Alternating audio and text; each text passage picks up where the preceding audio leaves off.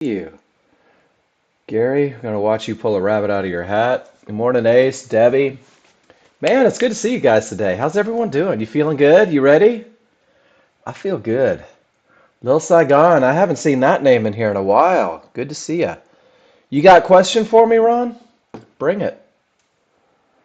I'll make up the best answer I know how to make up for you. And if I don't have it, I'll find someone who does.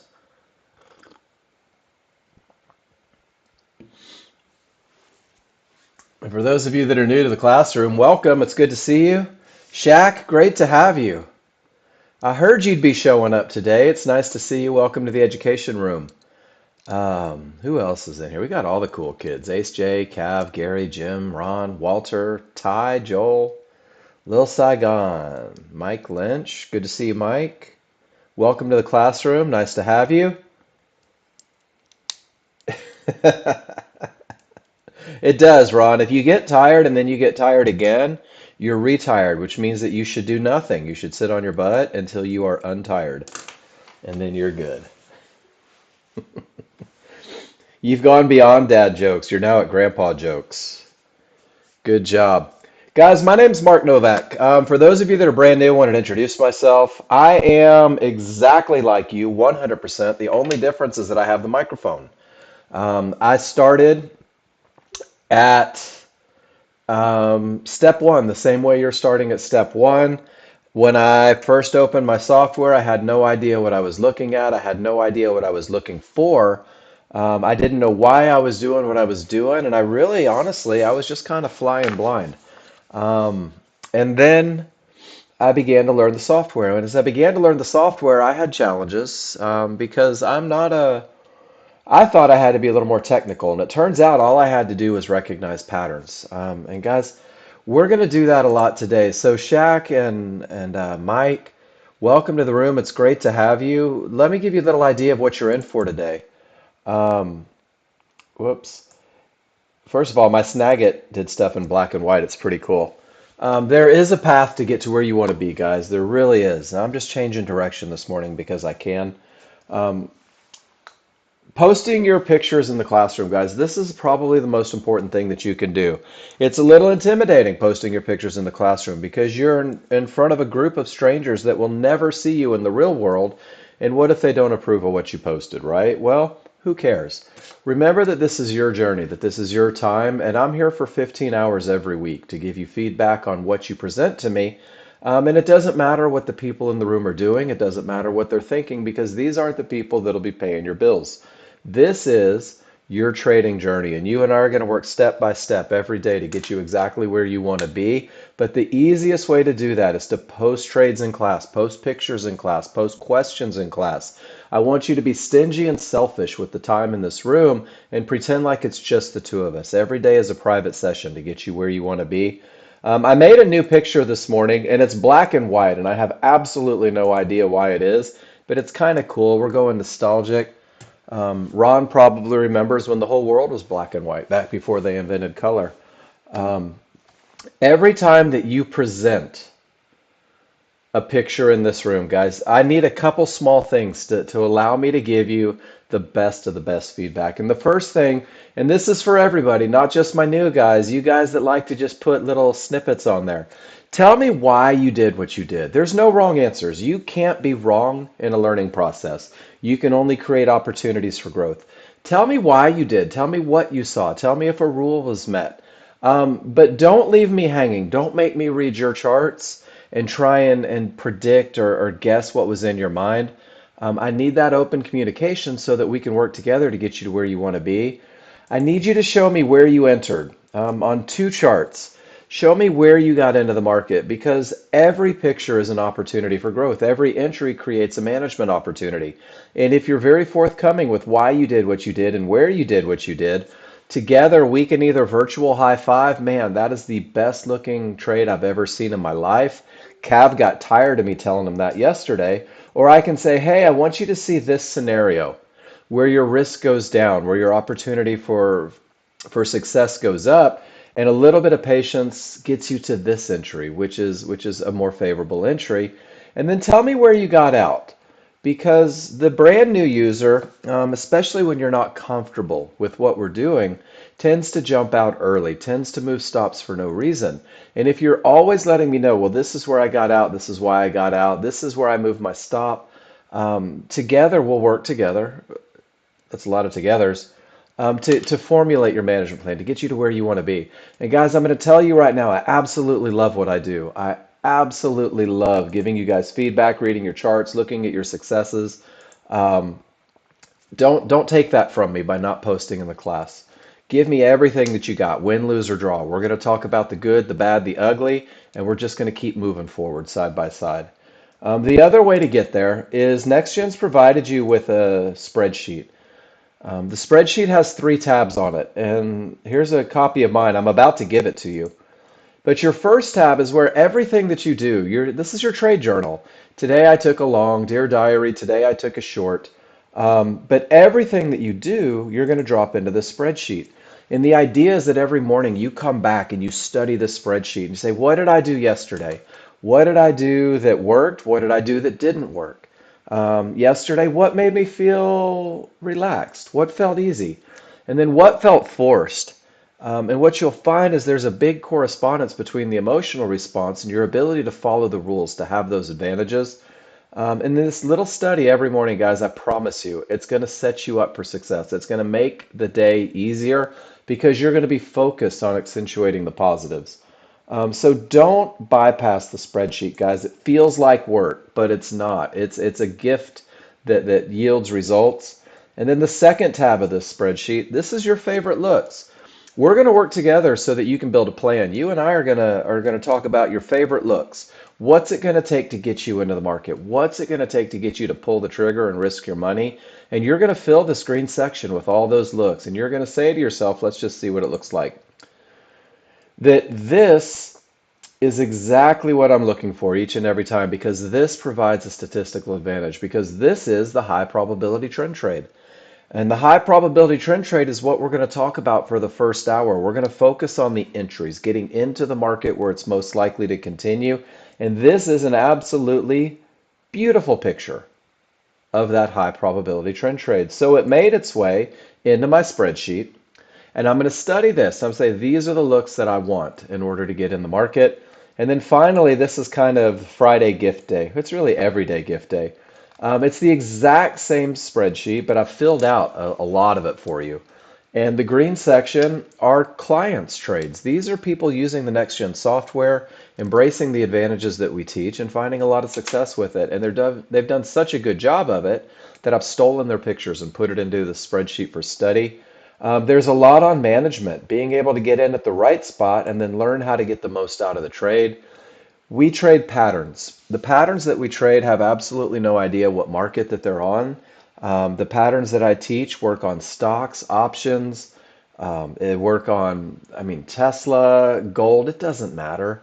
The market is cyclical, it repeats itself, and these are patterns that repeat themselves all the time. And when you recognize them and you start taking pictures of them, you begin to memorize them. And when you memorize them, it keeps you out of trouble and it also helps you find advantages. And then finally, there's a whole section dedicated to where the market is likely to stop. So we're going to go on this journey, and this morning, we're going to learn the trigger lines and the Fibonacci rules for when it's okay to trade. And we're going to do that on a high probability trend trade. We're going to keep it simple and we're going to keep it focused, guys. A high probability trend trade is three rules. That's it. Three rules. Don't overthink it. I'm a daydreamer personally. It's pretty hard for me to overthink stuff, but I still find a way to do it. These three rules are going to provide three advantages. The advantages are in yellow: momentum, a clear path, and an entry area. When I have three advantages, well, that's the recipe for a trade. And these three advantages are going to come to be on only two charts. Again, simplicity is the key. If you've ever seen The Last Samurai, there's a part where he talks about too many mind, thinking about too much stuff at once. It rarely works in the trading world. So the less you give yourself to think about, the easier it is to focus on the advantages. We're going to let a large chart lead the way. I'm getting that put on coffee cups for you guys. Large chart leads the way. The large chart's going to define the direction of the market. The large chart's going to define the momentum of the market, and the large chart's going to define the areas where the people that move the market are likely to react. And it's really just a large crowd, small crowd. The large crowd says the market is going up. The large crowd tells me that there's an awful lot of momentum behind their buying. And the large crowd says that they haven't reached a key area on the market that you're going to be able to identify. And when the large crowd does their work, we have rule one, the advantage of momentum happens on the large chart. Rule two, the advantage of a clear path is going to happen on the large chart. When these two rules are met, and only when these two rules are met, you'll turn your attention to a smaller chart, to an entry chart. And this is where you're going to refine that overall look on the large chart. Your large chart information for direction, momentum, and areas comes from the most current bar on your large chart. You'll be able to define all of these things. You'll be able to recognize these two advantages. And when they're present, we're going to take that one bar on a smaller, faster chart, and we're going to turn it into 15 to 20 bars. And the small chart's going to refine the broad stroke of a brush. It's going to pinpoint where the market is likely to continue. And rule number three is going to have you identifying where the market is most likely to continue. And this will be your entry for the highest probability trend trade. And the small chart is nothing more than what the small crowd wants. When everything says up on the large chart, when the momentum is the strongest on the large chart, there, believe it or not, are people that are going to push against all that. They're going to fight all that momentum. They're going to fight that direction. We rely on these people to get us to the perfect entry, to get us to the best entry, that point where you can enter the market to continue with the large chart. So we're going to do this morning, and we're going to focus on the trigger lines and Fibonacci rules for when it's okay to trade. I want you guys, even on day one, start simulating. Get in there and pull the trigger. If you think you see a trade, pull the trigger. If you're not sure if you see a trade, pull the trigger. If you're looking at your chart and you're thinking to yourself, great googly moogly, what the heck am I looking at? Guys, take a picture of it. Drop it in the room. Let's talk about what you see. We had some pretty awesome lessons yesterday, just not from trades, but from chart reading, from looking at what you guys saw. The more you post, the quicker you're going to get to where you want to be. The more pictures you post, the quicker the recognition happens.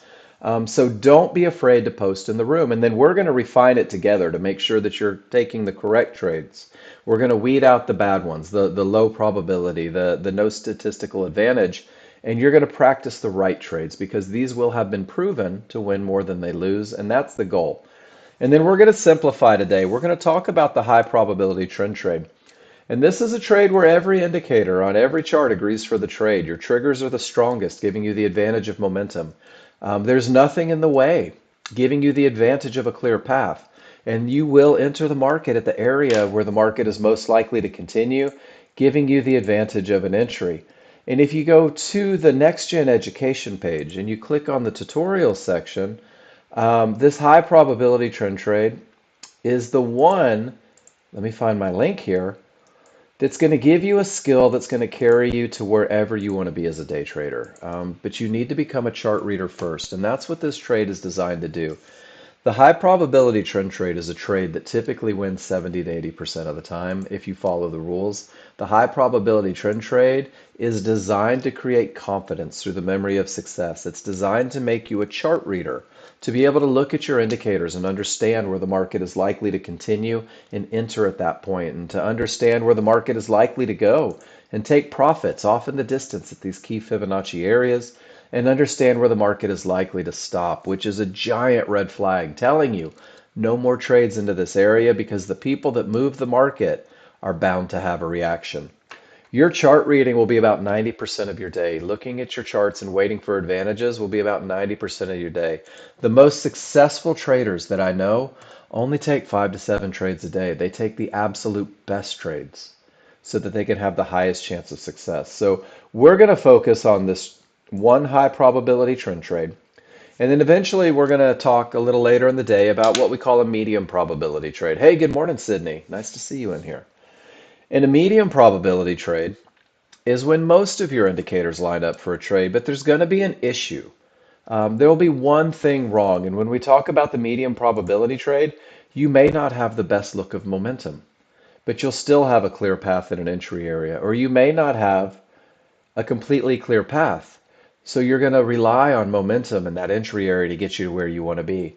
And these medium probability trades are trades that need to be managed a little more assertively. And your ability to read your charts that you develop from the high probability trend trade is what's going to get you in a position to be able to manage these trades. So this is going to be our focus today. We're going to learn the rules in the first hour. I want you guys just flooding it with pictures. I want to have to tell my wife later, oh my gosh, there were 743 pictures in the room today, and everybody left brilliant.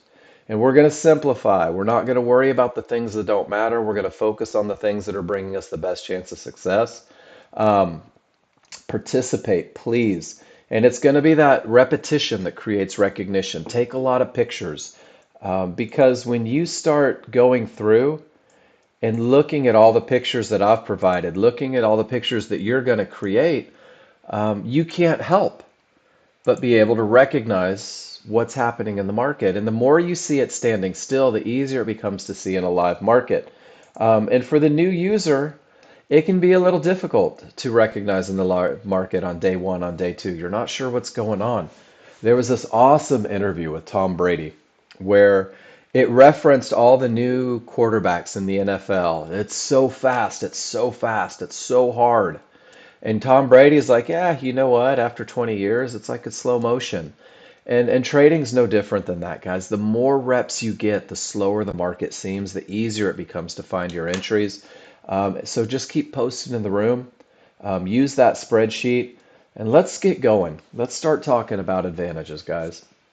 Rule number one happens on the large chart. Rule number one says that my large chart needs strong triggers. Two words, strong triggers. We're not talking about the oscillator, bearish, bullish, whatever, all the different words that you may be used to. We're talking about strong triggers, guys, two words. And in order to have strong triggers on the large chart, first and foremost, your trigger lines, these are your small triggers, solid lines. These are your large triggers, the dashed lines. They're moving averages. I have absolutely no idea how they come to be, but what I do know without question is that when my background and my small triggers and my large triggers are all the same color, I'm able to have strong triggers. And if they don't line up, if they don't match, if the colors are different, I can't. So when my background is green, it means that everything's going up. And then when my small triggers break above my large triggers, create space, this is strong triggers to find. And it's really easy to see. It's that gap between the two. It's scissors that have opened, ready to cut. When I have strong triggers, when rule number one is met, this is the most favorable look for buying Fibonacci support on a smaller, faster chart. Or in a downtrend when everything is red, separation between the small and large lets me know that the odds are favorable for the market to continue in the trend. Strong triggers. When I have strong triggers, this is the best of the best look for selling Fibonacci resistance on a smaller, faster chart. And you're going to see these tails on a large chart, but you're going to see them after the fact. This is going to become a study tool for you. We don't trade the tails on the large chart, but what you will be able to do is pinpoint exactly where that tail is most likely to happen, and that becomes your entry for the highest probability trend trade. Excuse me. So if we scroll back on a large chart, let's go to the live market. It's always fun to do. This is my most current bar. Small triggers are above the large triggers. Both are wide and angled in the direction of the trend. This is strong triggers defined. And if I take everything off of the chart, I want you to see this. And all I leave is the trigger lines. I want you to see how powerful this look is. Odds favorable momentum pushes the market down. And here it hit a blue fib. Odds favorable momentum pushes the market up. Odds favorable momentum gives us a huge run in crude oil. And notice the tails on the way up. You guys are going to find these for entries. Little separation, the market continues up. A lot of separation, the market continues up. There's those tails. These are where you guys are getting paid, where you're entering the market for the highest probability. And again, gaps in the triggers take us all the way down. So strong triggers leads the way. Strong triggers sets the tone. Strong triggers lets you know that the odds are favorable for the market to continue in the direction of the trend. Well, if strong triggers are the best of the best, weak triggers are what we want to avoid as brand new users. Because weak triggers, when the small triggers work their way inside of the large triggers, this is a weakening. And anything can happen up or down. So there's two looks, guys. There's odds favorable momentum. This is rule number one met. There's anything can happen. Rule number one is not met. It's okay to sit on your hands and do nothing and wait for that advantage because remember that this is your business and you should have a technical, statistical advantage each and every time you pull the trigger. So is everybody comfortable? Separation between the large and small, wide and angled in the direction of the trend means that the odds are favorable for the market to continue in the direction of the room. For you new users, this is where I ask you respectfully, give me a why in the room and let me know that you're okay. And if you're not, go, hey Mark, do me a favor, run through that again. Let's back it up and take a look. So strong triggers, give me a why in the room, guys. Is everybody cool with this? I'm going to put my why in there because I know how to read my charts. I want you to be able to read yours. Awesome. Thank you for that, Shaq. After the first one, Mike, thanks. It becomes so much easier once you get that first why in there. I'm going to give you this picture, and I share a lot of pictures. This is an awesome look at, I believe it was crude oil, but what it does is it reminds you that 90% of your day is spent reading indicators and 10% is waiting for advantages. Here we have odds favorable momentum. And it pushes down. Hey, DJ. Michael, better than yesterday? I love it. It gets better every day, brother. Every day. Notice that we get those anything can happen triggers that precedes a reversal in the market. And this is without the benefit of Fibonacci. This reversal provides odds favorable. There's one of your entries, guys. There's that tail. We can go back historically and study these. And it pushes the market all the way up to anything can happen. A lot of times this is at Fibonacci. And it gives us a reversal right into odds favorable. The idea is that we do nothing when there's nothing to do, and we capitalize when the advantage is there. And rule number one visually keeps you out of trouble. It keeps you out of fights between the people that control the market. When the trigger lines don't agree in color, one is red, one is green, you cannot have odds favorable momentum. When your trigger lines disagree with the color of the background, you've got red here and green here, it's pretty for Christmas, but there's no advantages to be had. You guys can sit on your hands and do nothing rather than being tempted to predict where the market is going to go, to create this, I hope it goes this way, I wish it would go that way, I want it to go this way. You can do absolutely nothing. Let the fight happen. Eventually somebody's going to win and they're going to give you that odds favorable momentum. So that's rule number one, guys. And when rule number one is in place, you have a market that's likely to continue in the direction of the trend. But that's only one advantage, and we put the three together to create a chart or a trade. So once I have strong triggers on the large chart, once the people that move the market told me that I'm in an uptrend or a downtrend, have told me that the market is likely to push in the direction of that trend, I'm going to make sure that I don't hit a termination condition.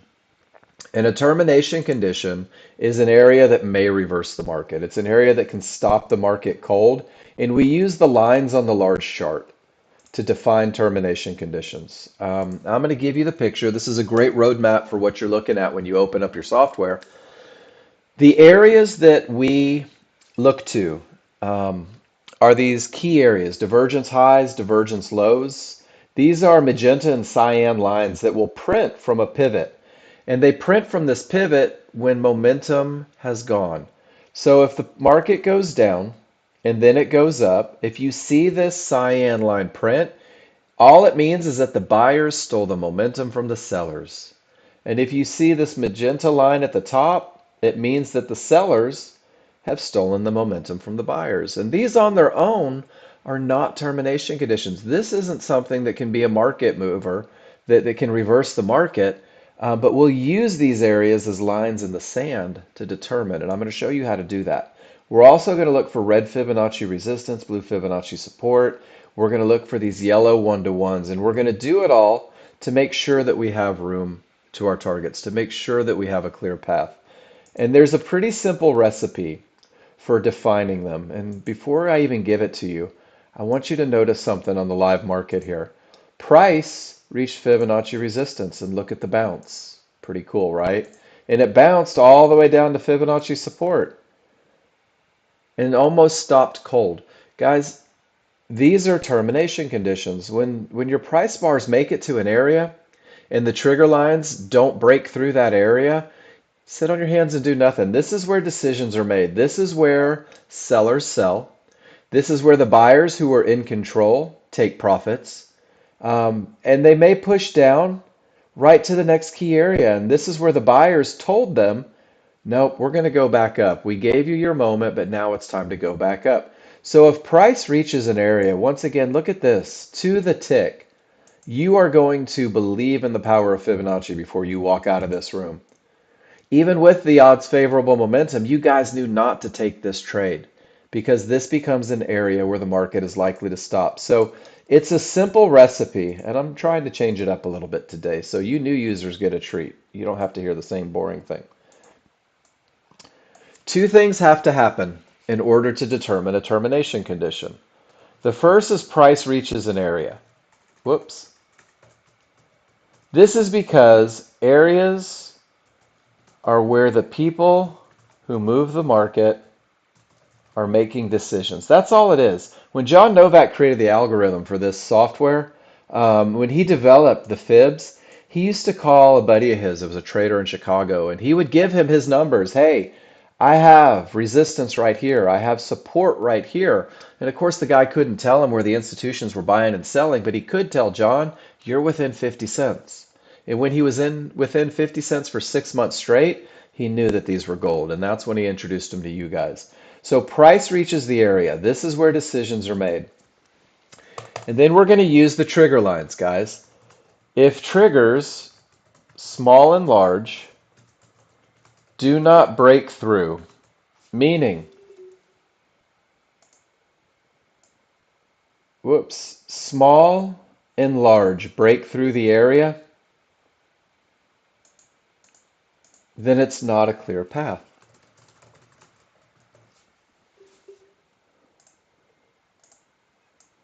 And then a clear path, broken areas have both triggers on the other side, which means that resistance now is support, and support is now resistance.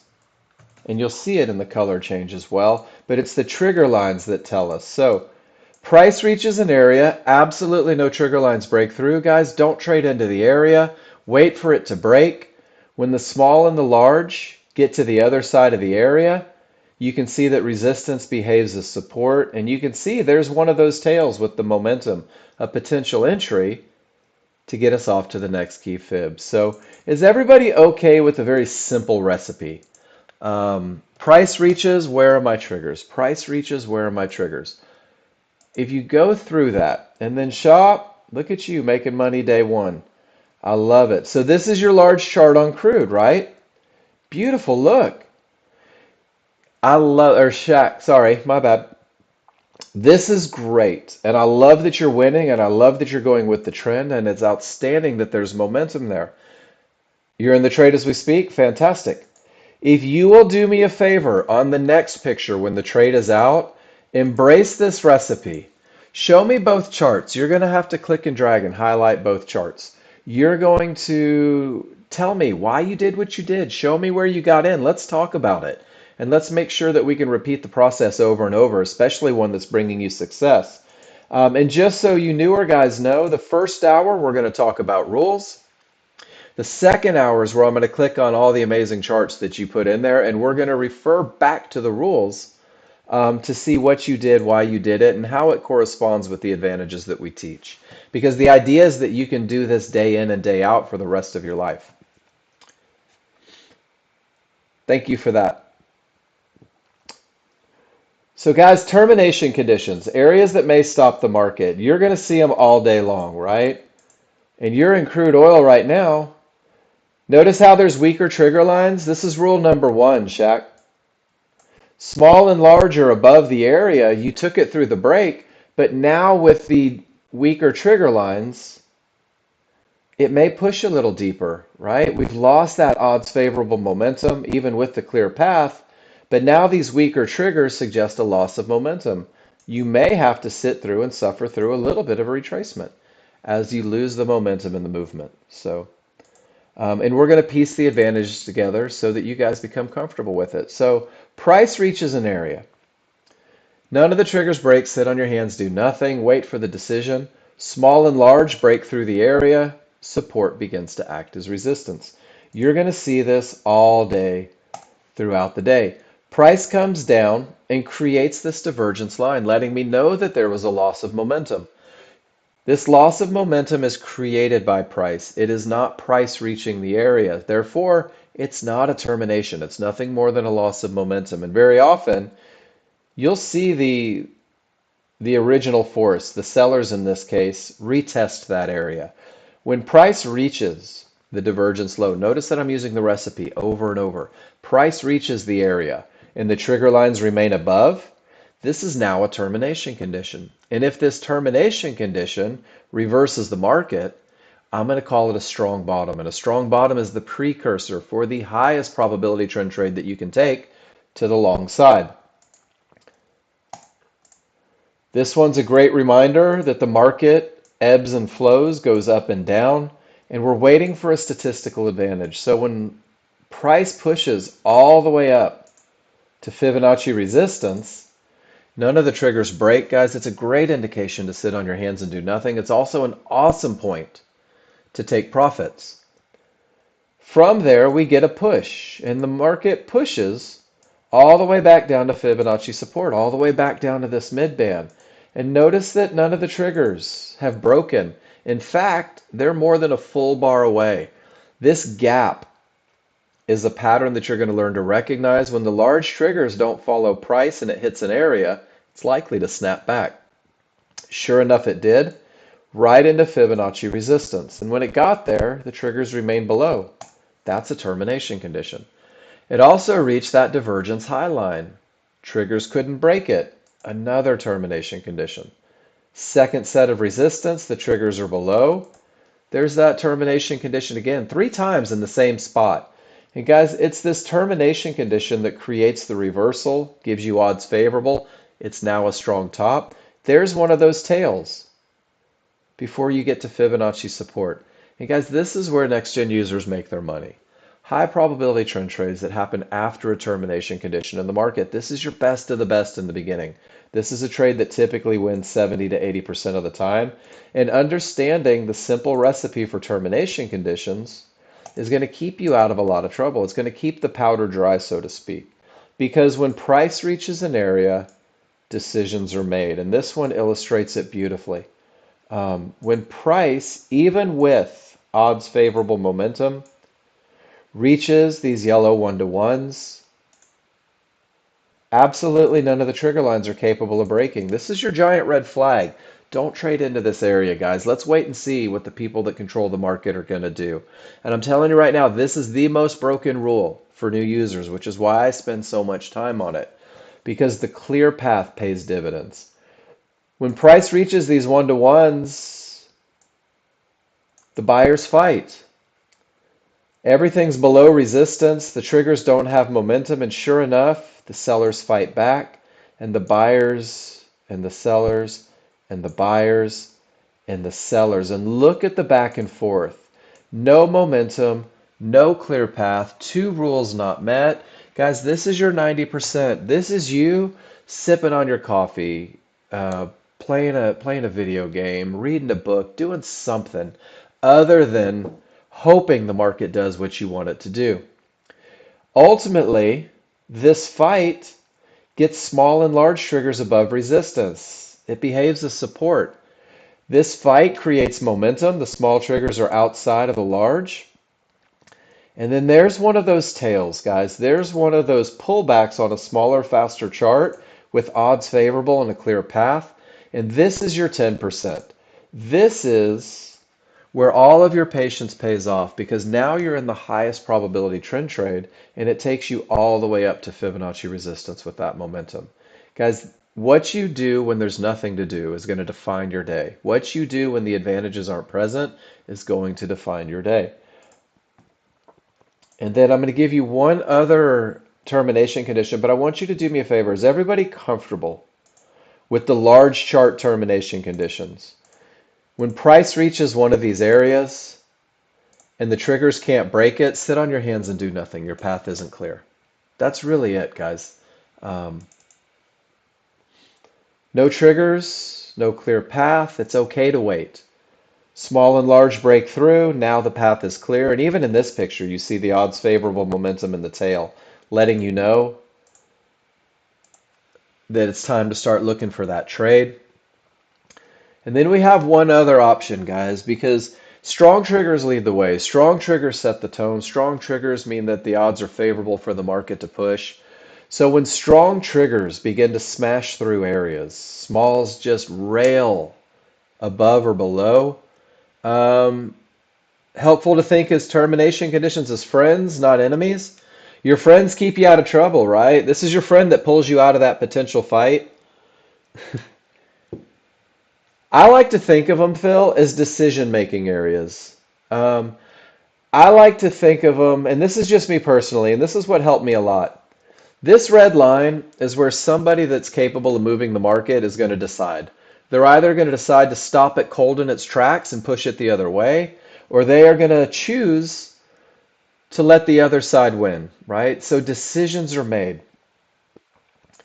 And when odds favorable momentum comes into a decision-making place, it's hard to stop a semi-truck on the highway going 95 miles an hour. Sometimes they break, very often they break with this momentum. So this is an area with the potential to break. It's not a clear path, guys, which means that you don't have rule number 2 met. You don't have the advantage of a clear path. And this is going to become your first medium probability trade when you begin to recognize areas with the potential to break. And if you go to the live market, once again, you can see with odds favorable momentum, areas break. You can get to the other side of them. Odds favorable momentum, areas break. But even with odds favorable momentum, they don't always. So there's that simple recipe. It's okay to be patient. Not every move has to be your move. And then when they do break and the triggers get to the other side, there's another one of those tails, guys. And this tail is nothing more than a small retracement on a smaller, faster chart, looking for the opportunity to enter. But there's one more termination condition that I'd like to talk about, and this one doesn't involve lines. This one is going to happen on a smaller, faster chart. This termination condition uses divergence, that loss of momentum. And 3 divergences in the same price range can terminate a trend. It may terminate a trend. It has the potential to terminate a trend. Nothing is absolutes, guys. We can't speak in absolutes because once we do that, it means that we are sure of what the market is going to do, and we never are because we're not in control. But 3 divergences in the same price range may terminate the trend, whether it's from a low or a high. It becomes even more powerful when your trigger lines find themselves in that anything can happen stage, where the smalls work their way inside of the large.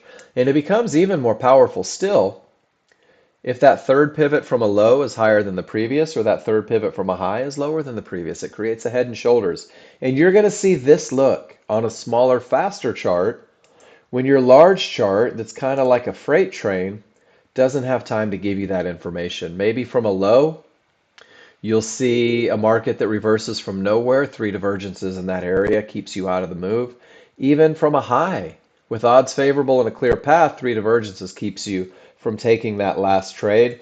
And then these 3 divergences, when you begin delving outside of the high probability trend trade, these 3 divergences become management tools. If you enter where the market is most likely to continue and 3 divergences print, it gives you an awesome management opportunity to get out of that market to keep the powder dry. So guys, that's termination conditions. It does, Collie. And we all have to learn that lesson at some point. What you do when there is nothing to do will define your day. I've seen people take brilliant trades, and then spoil them all with trades that weren't quite so brilliant. Maybe we should put that on the other side of the coffee cup. What do you think, Collie? Large chart leads the way, And what you do when there's nothing to do will define your day. And it rhymes, so you know it's good, right? Front and back of a t-shirt. So right now, guys, we have momentum. Rule number one has been met. The large chart says strong trigger lines. We have a market that's likely to continue in the direction of the trend. This is on its own an outstanding advantage. And I know people that have built trading plans designed solely around momentum. But we also have a clear path. We haven't reached one of those key areas where the market's going to make a decision. So rules one and two are met on the large chart, guys. The large chart's done its thing. It's defined direction. It's defined momentum. It's identified the areas. Now we're going to let the small crowd, we're going to let these yahoos that want to fight the trend and the momentum come in, and we're going to have them give us a pushback. We're going to let them fight, and they're going to give us a pullback, a small retracement counter to everything that the large chart says. So the large chart says up. The large chart says the path is clear. The large chart says that the momentum is overwhelming. The first two rules are met. Now we're going to look to the small chart. Now we're going to identify where the market is most likely to continue. And we're going to do that by looking for areas inside of favorable large triggers. We're going to, because we can pinpoint with such accuracy, identify where the market is likely to continue, and that's going to be to buy or sell a pullback, meaning that small retracement in price where they're fighting. And that pullback needs to come to an area. Areas are fibs, they're mid bands, they're yellow one-to-ones. Anytime I say area, I mean a line on the chart. And those areas create a bounce point, like a tennis ball ricocheting off of a wall. And that bounce point needs to be inside of what we call favorable large triggers. And favorable large triggers means that your large triggers and your synthetic triggers are overlapping. They're wide, they're angled in the direction of the trend, because this creates your smallest window of opportunity. And your smallest window of opportunity means that you have the least amount of risk.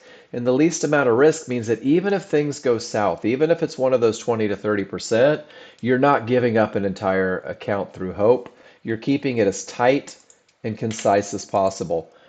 As you mature with the software, as you learn to become a better chart reader, you may deviate outside this. Shaq, I've got to open this picture. Normally I wait for the second hour, but everything broke. Resistance became support. You identified it. The only thing that worries me is you don't have any stops in place. So what we'll do, Shaq, is as you get more familiar with NinjaTrader, your entry was here when everything's set up. When everything's set up. I don't know if you know how brilliant this is. You held on with the momentum on the large chart. Once again, large chart leads the way. Absolutely beautiful. The area breaks, gives you a pullback to support inside of favorable large triggers, and it's still going up. The only thing that I would do in this instance, if it were my trade and I was holding like this, is I'd use this pivot as a stop placement. There's no way I'm going to give back that much money, right? Everything says up. When it pivots down and pivots up, I might move my stop from there as well. Initially, below what gets me in. And I don't give trading advice, but this is very much how I would do it. Trading's about getting paid, right? And if somebody freaks out and pushes that market down 100 points, I don't want to lose all that money. Beautiful trade, Shaq. Welcome to Nexgen. I think you're going to do just fine, my friend. You're trading with direction. You're trading with momentum. You're trading with everything that you should be trading with on day one. Beautiful. So guys, momentum, clear path. Now we're going to use a limit order to buy or sell an area inside of favorable large triggers. And I'm going to go through, we did an awesome little step-by-step in class, and I'm going to pull these pictures up for entry. When the rules are met on the large chart, when I have odds favorable momentum defined by the first bar, when I have a clear path defined by small and large below support, it's now behaving as resistance. I'm going to wait for a reversal bar on my smaller, faster chart, guys. This is step one. Waiting for the reversal bar, waiting for the pushback to get me aimed in the direction of my area inside of favorable large triggers. Step two is to identify your favorable large triggers. Where are those triggers? From the highest line of the large and the synthetic overlapping to the lowest line. This is not where the market is most likely to continue. This is where I'm going to adjust my eyeballs and start looking for areas within. So after I identify my favorable large triggers, I'm going to create a window of opportunity. I'm going to create a window that goes from the lowest point of resistance to the highest point of resistance. And if it's a long trade, it goes from the highest point of support to the lowest point of support. But this white box, these areas inside of favorable large triggers, guys, this is where the market is most likely to continue. This is the point that ultimately becomes the top or bottom of that tail on the large chart.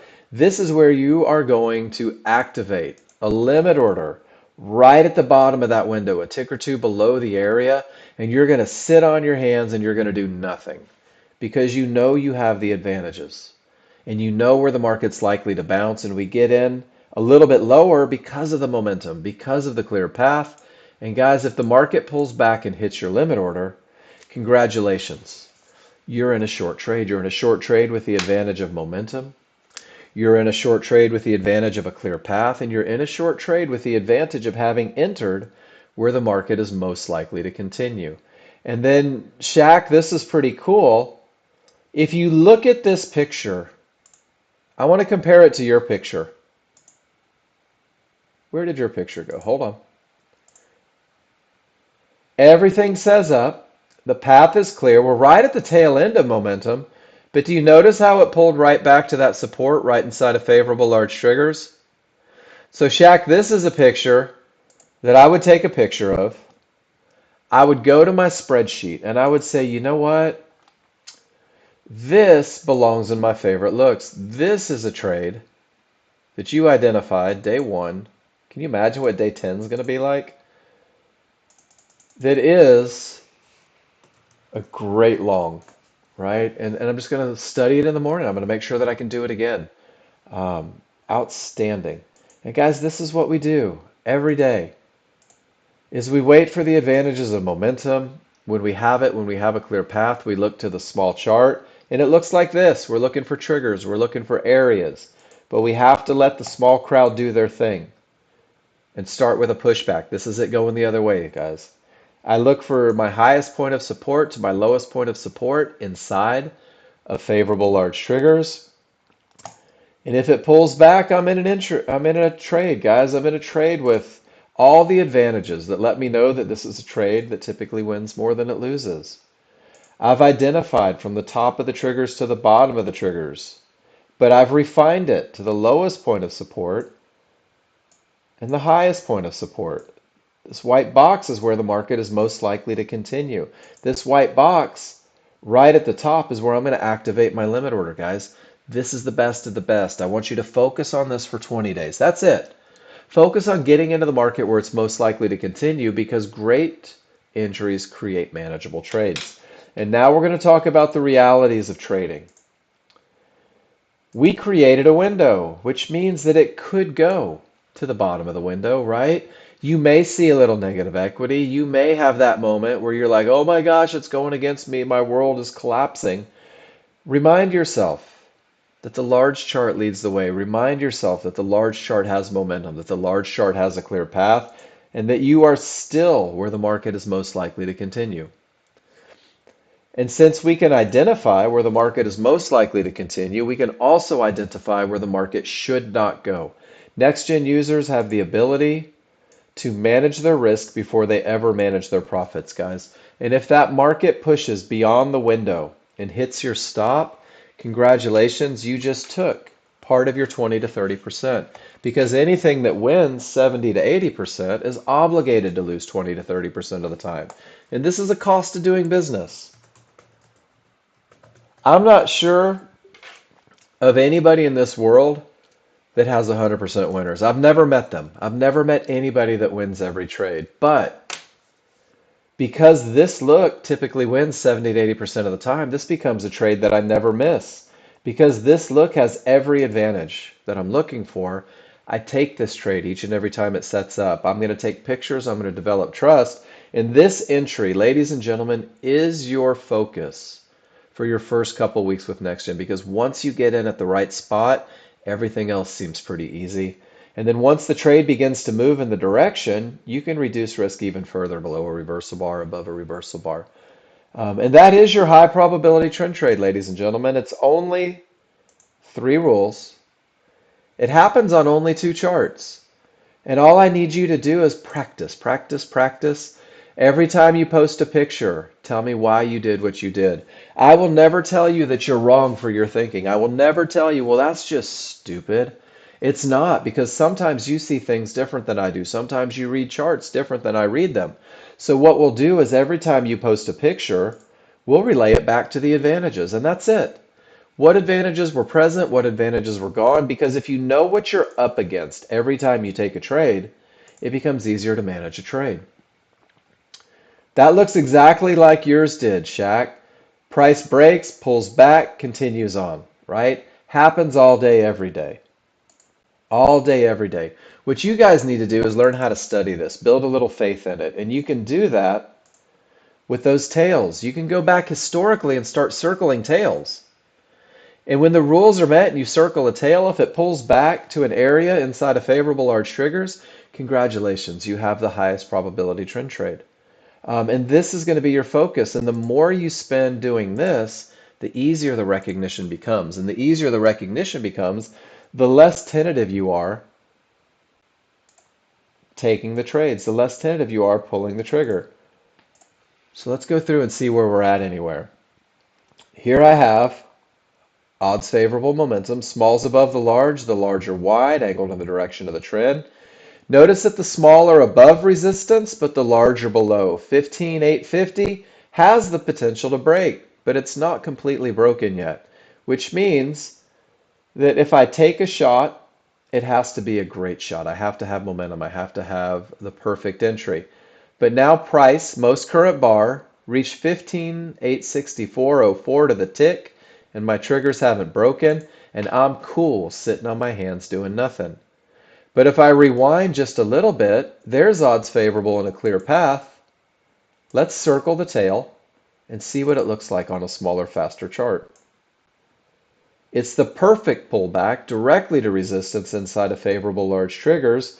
And this one goes from 43 all the way down to 31, which is 13 points, which is a $260 move, which isn't a bad way to spend 3 minutes of your day.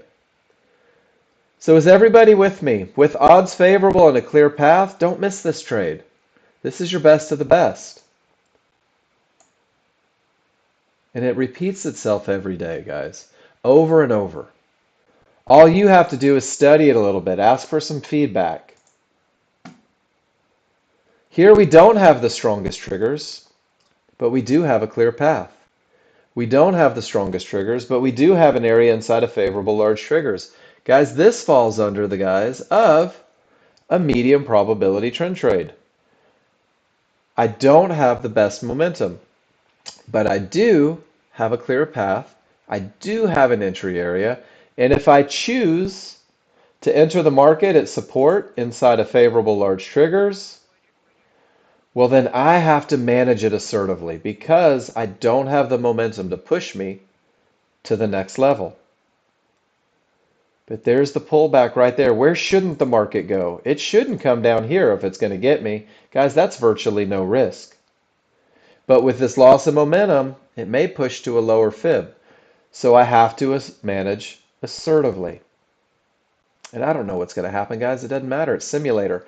My goal for the first 30 days is to be able to recognize this point right here and understand that this right here is the most likely spot for a bounce, whether it does or not.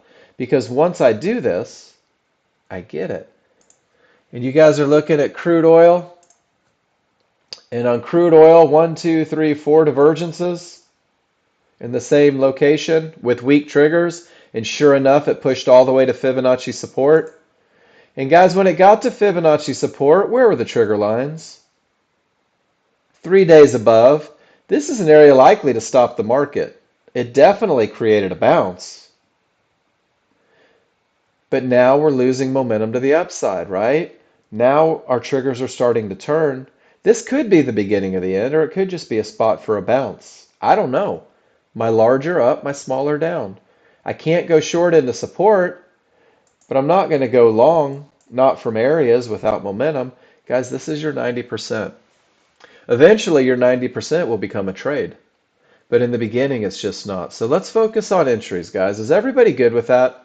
Let's focus on getting in at the best spot. It creates an awesome management opportunity. And I'm going to give you guys a checklist right now that reminds you of the advantages, that tells you exactly what you're looking for.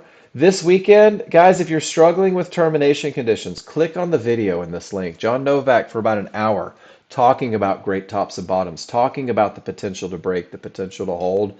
This is one of those videos that you should watch about 10 times because every time you get smarter when you do it. And it just asks, is the market coming from a good top or bottom? Was there a termination that created that reversal? If there was, this is your best of the best. This is a trade that typically wins 70 to 80% of the time if the rest are yeses. If it's not a yes, you can still take it, but you have to manage. You have to be able to use those divergences, just like Phil pointed out. If you're in that long position and these divergences just start spray painting across the chart, this lets you know it may be not going up anymore. It may be pushing lower. And there's another lower divergence. Look at that, straight out of the textbook. And look how quickly the reaction is to the downside. So you have the advantage of knowing on the large chart when the advantages are present, on the small chart when it's time to cut ties. And then it just reminds you, odds favorable triggers on both. Let strength lead the way. No terminations, area inside of favorable large triggers. Guys, this is your checklist for entry. This is all it does. It doesn't teach you how to manage. It tells you how to get in at the absolute best spot. If you give me 2 weeks, true story, Shaq, give me 2 weeks, you're going to be a chart reader. Mike Lynch, give me 2 weeks, you're going to be a chart reader, and you're going to see 1,000 opportunities beyond it. But this gets you to where you can read your indicators, guys. This gets you set up so that you can always enter the market at the absolute best spot. And then the second one I'm giving you is the exact same checklist with pictures of what you're looking at. Pictures of termination conditions reversing the market straight from the user guide. Are you using Snagit, Phil? Cool. Give me 1 second and I'll do that. Your next picture is odds favorable. Anything can happen. Visually study it in the morning. Is it broken? Is it not broken? Does it have the potential to break? This is pretty key, guys. And here it is visually for termination conditions. And then for both long and short, identifying the areas inside of favorable large triggers. And I can tell you, good morning, Jose. Guys, I can tell you that the language that you use when you annotate a chart, when you talk about areas inside of favorable large triggers, when you talk about odds favorable momentum, you're going to create a correlation between the rules and the visual interpretation of the rules, and it's going to make your life a lot easier. And then let me do this for Phil. For you guys that are using Snagit, and Snagit is just capture software. It's got a few extra bells and whistles, and one of my favorite bells and whistles is that I can take a picture of my checklist, and it's going to drop it down into my recents. And then I can take a picture. Let's do this. Let's take a picture of the market so I get 2 pages, 2 pictures, right? If I take a trade, I can take this checklist from the or from the recent, Phil, just left click on it and I can push it up onto the chart. And then if this were my entry, I want you guys to see how this works. Am I coming from a termination? I am. Do I have odds favorable? I don't. It becomes medium probability. I have no terminations and I have an area inside of favorable large triggers. Guys, this is a medium probability trade. It's a beautiful entry. I have 2 out of 3. This is something that you guys will take as you grow with the software, but it needs to be managed. So when I get 1, 2, 3 divergences and weak triggers, why not take the money? Let's wait and see what happens. And then sure enough, that saves me a lot of heartache and a lot of grief, guys. So you can do that. You can take this and just drop it on any chart and police yourself. Now, I'm a big fan. Phil, you're a little more advanced, right? Phil, drop it on there. Keep yourself safe. If you're a brand new user, take the time to write the rules. Take the time to go ahead and write out what they mean because it's just going to create that recognition a little better. And then finally, as we roll into the 10 o'clock hour, guys, I'm going to give you, you're welcome. Thanks for asking for it. You probably helped a lot of other people.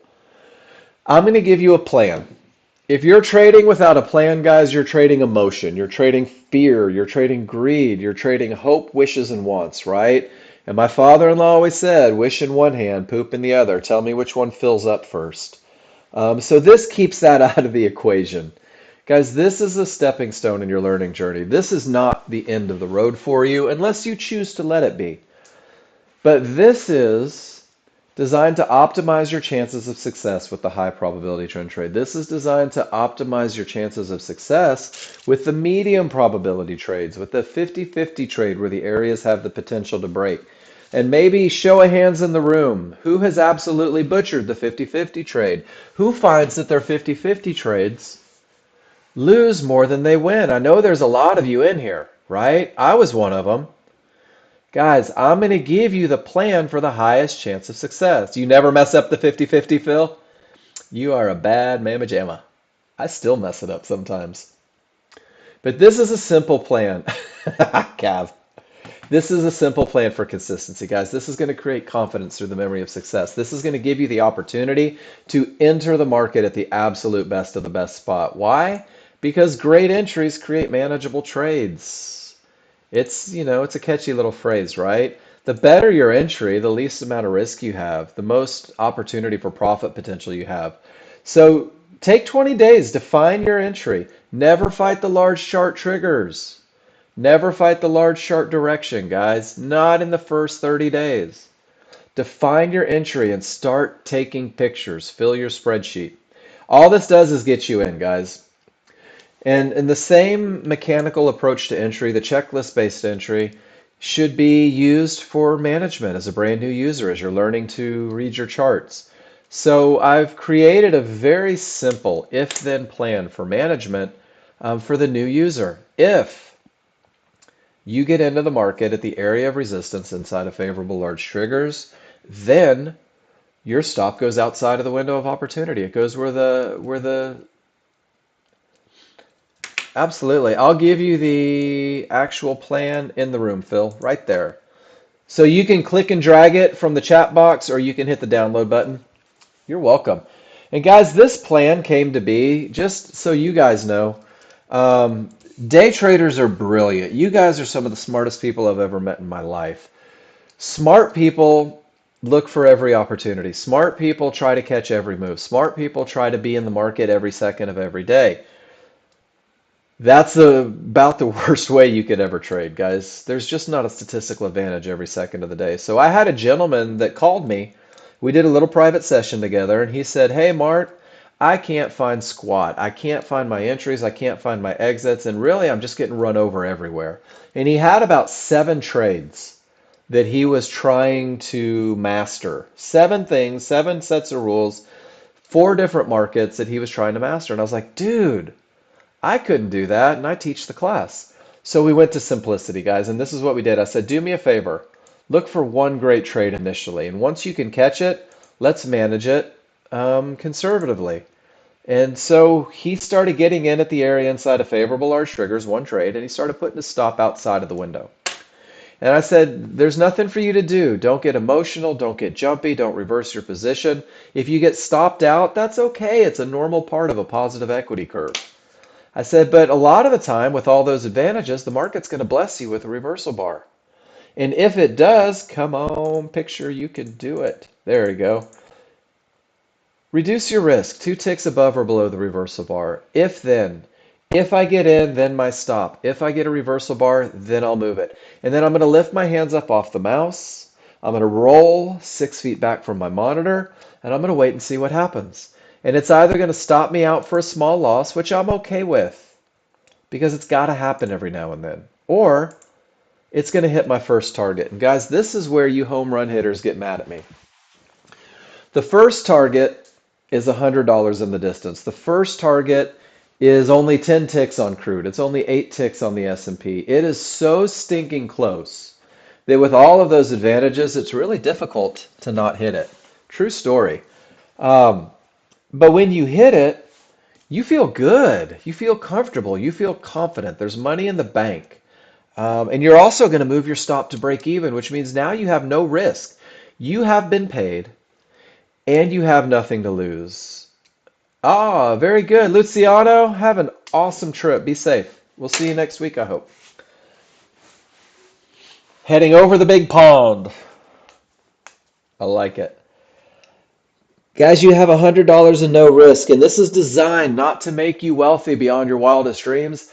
This is designed to allow you to let the large chart lead the way. This is designed to keep you focused on the idea that in this trade, the people that move the market have it screaming in one direction. The people that move the market are not reacting to areas, and you're just going to trust that large chart to hit the second area. And you're either going to get stopped out, break even, and that's going to happen a lot initially.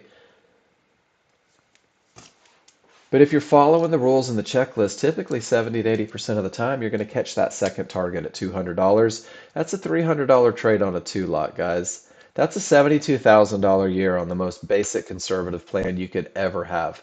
And this is a plan that's designed to keep you focused, that's designed to keep you looking for the absolute best of the best. Your mechanical plan is in the spreadsheet that I gave you. Your entries are in the spreadsheet that I gave you, and 275 pictures of advantages and entries from your fellow users are right there for you to study. And every great entry creates a management opportunity. When I get in at resistance inside of favorable large triggers, I may take quick profits as a new user. But when I mature with the software, Shaq, you did this great on day one. When that large chart says that the path is clear with tons of momentum, I trust that large chart to get me to my next area. And that's where you turn $300 trades into $700 trades, into $800 trades, into $500 trades. And every time you post in the room, we're going to have a conversation. We're going to have a conversation about the advantages, the disadvantages. That's what our second hour is. And then for those of you on the 50-50 trade, when you have an area with the potential to break, but it hasn't broken, I've also added in this KISS plan, the super simple plan focused on your success, the absolute best way to take it. And guys, when you're looking for the absolute best, it means a lot of times you have to do nothing when the best isn't there. So this 50-50 trade, notice that it says highlighted, bold, underline, one area not broken, one area, one fib line, one divergence high, one set of one-to-ones. That's it. One area not broken. Do you have odds favorable on the 13-2? Because if you don't have the strongest trigger line going into that area, you're just hoping it breaks. Let the 5-1 mask or mimic that momentum. Smalls must be outside of the large on the 5-1. It's gotta say go. No divergence on the 5-1. And I say this, and let me go back to my picture of the rules. Because if I'm forfeiting a clear path on that 50-50, my momentum had better be the absolute best. My momentum shouldn't be waning on either chart. So no divergence, no loss of momentum on that small chart. And it should be coming from a termination that creates a full reversal. Because when a termination creates a full reversal, the decisions were made at key areas that change the entire trajectory of the market. And then if that happens, I'm going to enter at the area inside of favorable large triggers. And notice just below it, once again, underline, bold print, no, divergence, no trade. Divergence is the #1 killer of 50-50 trades, but we tend to ignore it because we really want to be in a trade. And then the management plan is going to be pragmatic as well. Your stop's outside of the window. You're going to use the reversal bars, but notice the next line. If divergence prints, exit the trade. This should be a key for a lot of you that divergence plays a pretty big role in the success of 50-50 trades. Believe in it. $100 on the first target or the first trouble spot, the area that hasn't yet broken. Guys, collect money quick on medium probability trades. Get in, get out, take your money, GTFO, put it in the bank, wait for the next set. So that's your KISS plan. That's your simple plan. That's your checklist. You've got your advantages, guys. You've got everything that you need to be successful in the market. Notice 1, 2, 3 divergences straight from support when all the triggers didn't follow. Phil, here's yesterday's lesson, brother. Notice how the large triggers never turn. Notice how we never had odds favorable or a clear path. Guys, when you get these pivots from the middle of nowhere and they come to support, they love to go to the next Fibonacci area. And sure enough, this one did it. This is one of those patterns that you're going to learn to recognize as you grow with the software. So that's my first hour. Are there any questions about the high probability trend trade? For Shaq, Mike, you guys, this is my favorite picture on the internet.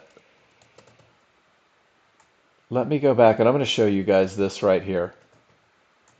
It even comes up in my search engine, right? Welcome to Nexgen. This is you.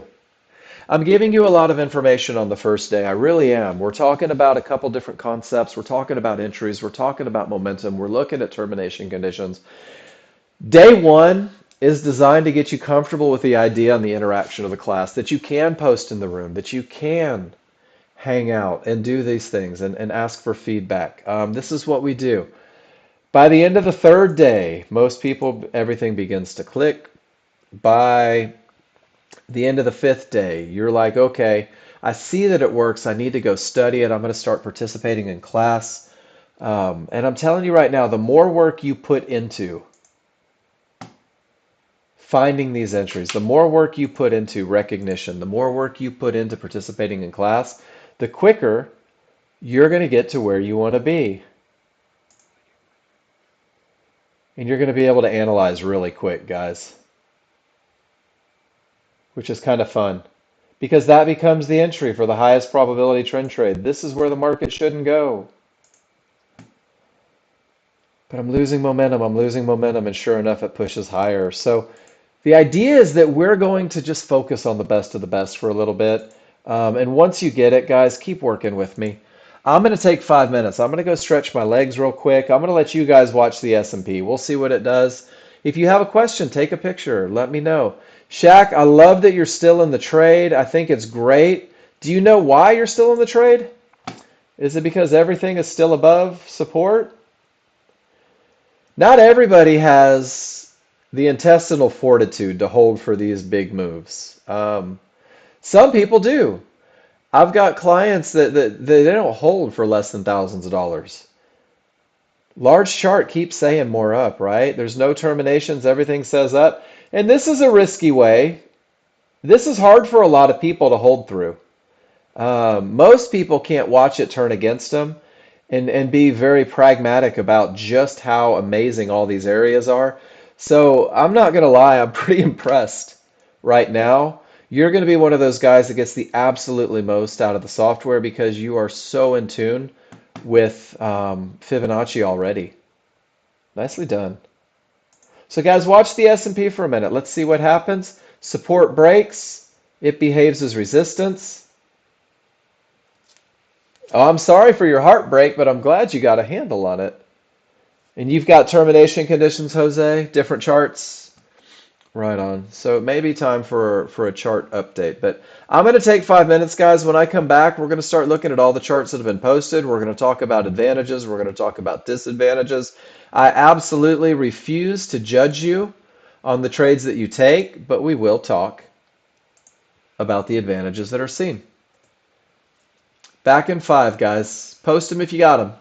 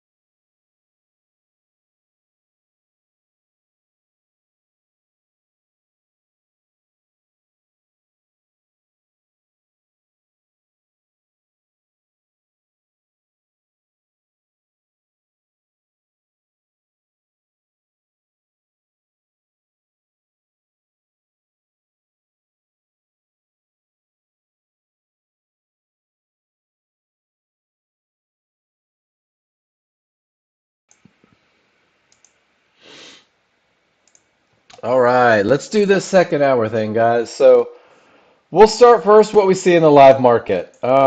We had our 10 a.m. fib update, which is kind of cool. It's like they knew.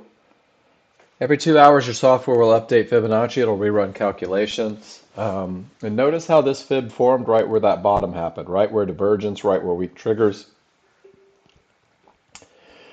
From down here, we do have odds favorable, but we're trading into an awful lot of trouble. So very much a hurry up and wait scenario. Crude oil directly into a termination condition. The triggers are up. It has the potential to break, but until it breaks, I'm not looking for a long position. If I'm in a long position, my stop may be below this pivot. I just chase pivots up. It helps. And then the NASDAQ is coming into a termination condition with an awful lot of momentum, so we'll see what happens. We'll see if they're capable of breaking it or not. Really no telling, but it looks like things are on the way. So guys, that's the first hour. We talk about all the good stuff. The second hour revolves around what you guys are doing. The second hour revolves around, let me show you. I'm going to take the chat box and scroll all the way up to the top. I'm going to click on your charts. I'm going to open them up in the room, and we're just going to talk about what you see and what you're doing and all that good stuff. Hey, Jose, are you on the correct? Sorry, I just thought of this. Are you still on 12 or have you moved to January? Because everything's in January. You are in January. Okay. Nice trade. I know that you said you had termination conditions. Just wanted to make sure that you moved to January. Sometimes that changes a little bit. So we're going to go through and we're going to start looking at the charts. Sorry, I just had that little epiphany. And we're going to see. Gary gets us going today. And Gary is talking about everything says up. Everything says up. Small's outside of the large. Take a long. Take a long. And you finally got the last long and got paid on it. Nice job. Of course, you caught the one at the end of the move, right?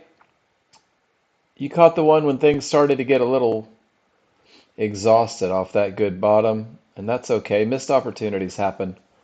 Great job, Gary. Good luck. Everything says up. The market went up. Guys, there's a lesson there. Not fighting is such a big thing. Cav, let's see what you did today.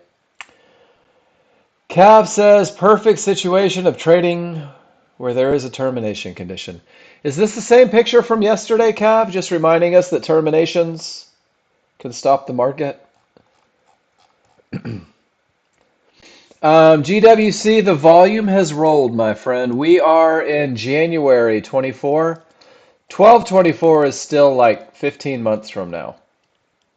So 1/24 is where we're at. Yeah, this is the same one from yesterday. One of my curses is I remember everything. Divergence high, no triggers break. Cav says, don't trade into termination conditions, kids. It's just not worth it. It's a great picture. And then Ace J, let's see what you did. Ace J says, strong triggers. Everything says odds favorable momentum. Looking for the entry at 74.10. Price reached an area. Triggers didn't break. Ace J, are you with me in here? Is this look similar to this look?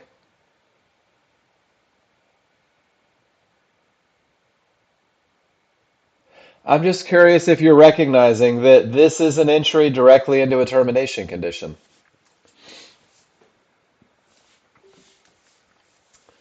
These are one of the things that I like to see you guys just recognize on the chart because, and I'm not saying that it's not a trade, but what I'm saying is that when you know what you're up against, so Ace J, you know that if you take this long, if it's a beautiful entry, if you get into it, you know that you may have to manage it, right? That's all I'm saying. Guys, with this much momentum from a good bottom, everything's screaming up. If you get a pullback that fits your rules, just know that you may have to manage out. That's it. When you understand the advantages, you're still in it, love it. When you understand the advantages that aren't present, it just heightens your awareness. It lets you know, hey, I may have to be a little more aggressive on this one. I may have to take a second and make sure that there's not a lot of divergences or something like that. Great job. And then Paul, termination, large triggers, never blinked. You wait for everything to turn the same color. Take your short. Nice trade, Paul. Good luck. Trading gold. Gold has been good. I thought you were golfing in the desert. You stink at vacations. And then Tony, that's your 13. It's an interesting look with all the triggers. I'm trying to figure out exactly what we're doing here. 3 divergences, you take the long, and it closes the gap to the triggers perfectly. Not odds favorable, but the large triggers don't follow the small triggers. And then you've got this monster trigger that I'm not sure what it is. So I'm just going to go 3 divergences, let it clear. Beautiful. You've got so much information on your charts. And then you got out at the trouble spot. And then there's no trade into this one because it's a termination. Beautiful. Nice job, Tony. I love it when you guys show me charts that I don't completely understand first glance because it means that I get to grow a little bit. And this was Cav, I believe. A little bigger. Continued with the momentum. Got another 10 ticks.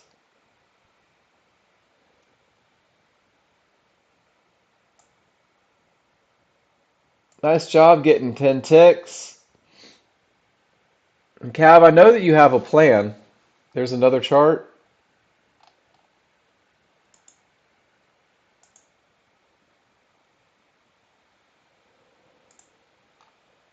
Market coming from a good bottom, favorable. Both charts got a pullback. You took, there you go. You tried the short end of the term, didn't work, and you said, well, that's a term. So you took the long on the momentum style. Nice trade. Nice recovery. And then we talk about management.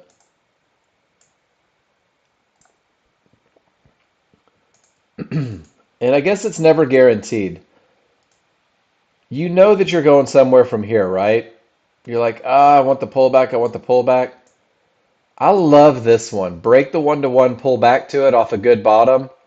Um, and notice that it's the exact same price. I guess you just don't always get that one. It's a great trade. Using the idea that a termination that creates a full reversal creates huge advantages, and that certainly does. And thank you for telling me there were 2 charts. I would have totally missed that. And then Shaq playing the Fibonacci game. And then Jose's trade was beautiful. Everything says up, pivot from nowhere when everything goes green. I love this trade, Jose. All triggers agree. You knew that it was likely to continue up, but you didn't hope. You waited for everything to agree. And beautiful, easy trade. Nice job, Jose. And then Cav, market coming from a good top, got in on the pullback into the large synthetic triggers, mid-band 1-to-1. I just don't think you could have done that one any better. Did anyone else catch this one? What was this? Oh, that was NASDAQ. That's the one we watched set up live. Beautiful, Cav. Nice trading. For those of you that are new, this is what can be done with the software, guys. And then we just saw this one, right? I think you posted twice. Termination gives you all the momentum, so you say, let's go long right up to the trouble spot. Nicely done. And then Gary, everything says up. It's 50-50. You wait for your area, rocking it to the upside on that crude oil. Nice job, taking advantage of it.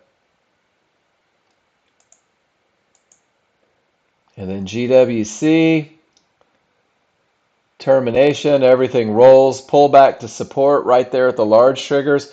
One of those times where those split large triggers seems appropriate, right? Because you are coming from a great bottom and everything says up and you got that roll and no divergence and you're like, let's go.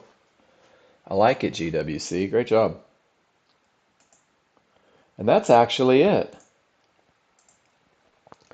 So termination to the mid-band and the triggers don't follow. To a termination doesn't follow. And then Shaq, you say you're getting close, so you're going to manage tight. I love it. If it breaks, you'll keep going. And if it bounces too much, you'll take an exit, is what you're saying? But you've identified exactly where the market is likely to go through Fibonacci. I'm telling you right now, Shaq, you are everything that I try to teach on day one. Understanding where it's likely to continue, where it's likely to go, where it's likely to stop, being able to take those, and really first day with the software, just capitalizing. That's a hell of a hold, my friend.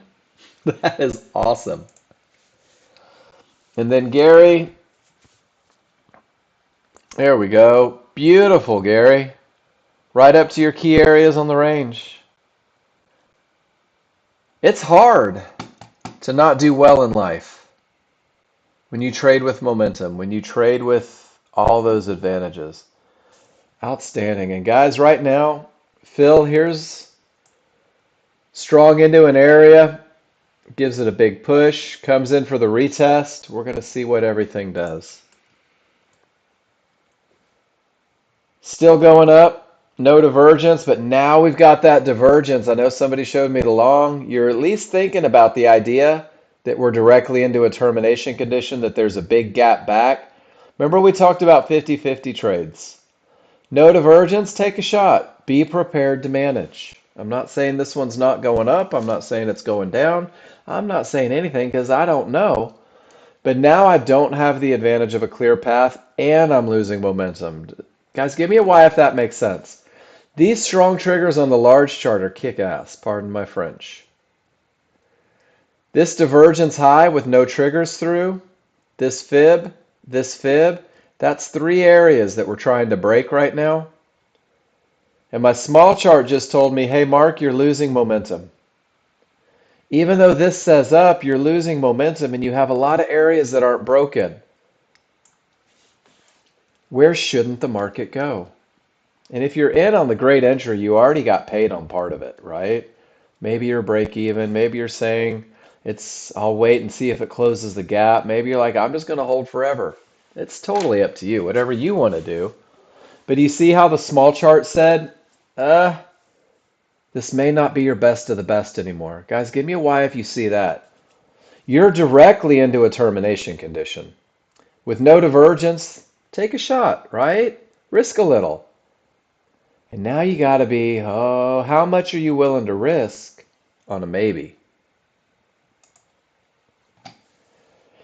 And then Ron, who loves odds favorable and nothing in the way, will take strong triggers. And this is when I said, there are people that develop entire trading plans revolving around momentum. Ron pioneered it. Ron started this trade, and I've watched 100 people copy him since. Everything says up and the path is clear. The momentum is strong. Why not take it to a fib? And that may be the biggest profits I've ever seen you taking, Ron. Great entries and then trusting the large chart. What a concept. What a way to make a living. Chili dogs and beachfront. That was hurtful.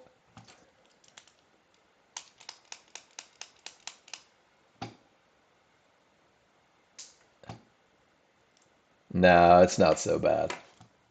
Not so bad. So let's go look at the market, guys. Nice, Gary. And both of them beautiful. But Mark, I had so much momentum.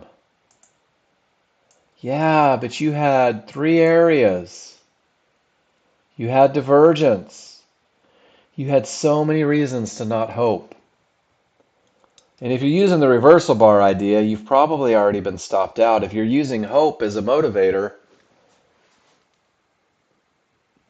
your stomach's turning a little bit right now. Guys, rule number 2 is designed to keep you from making decisions about trading into areas where the advantage is lost. There's crude oil to the tick, Shaq. To the freaking tick. Made it.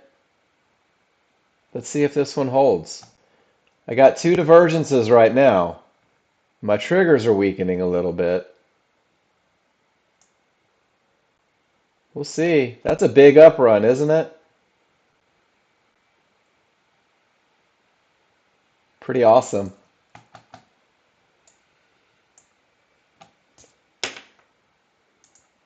Great stuff. And then, how's that for a termination condition? Reversing the market. How many times do you have to see it until you believe it? I'm not sure that there's a number. It took me a while. Perfect termination. Perfect termination. Everything rolls. But look at the areas that we're hoping break. 86 and 56. Done trading CL for the day. I hope that's a good thing, Ace, and not a bad thing. I hope it's because you made so much money you don't know how to spend it. Oh yeah, that's what I like to hear, guys. And here's another, this is for you newer guys. Why do we use the smaller chart? I want you to see what happened in this one bar. That's all the movement inside of one bar. Unless they went short, Gary. Yeah, you're probably absolutely right. Fortunes were made and lost in crude oil yesterday. If you followed your rules, if you are a Nexgen client, they were probably made. If you incorporate the idea of hope, let's look at crude yesterday, what Gary's talking about. And this is pretty cool because I watched a lot of you guys make a lot of money on this big push down.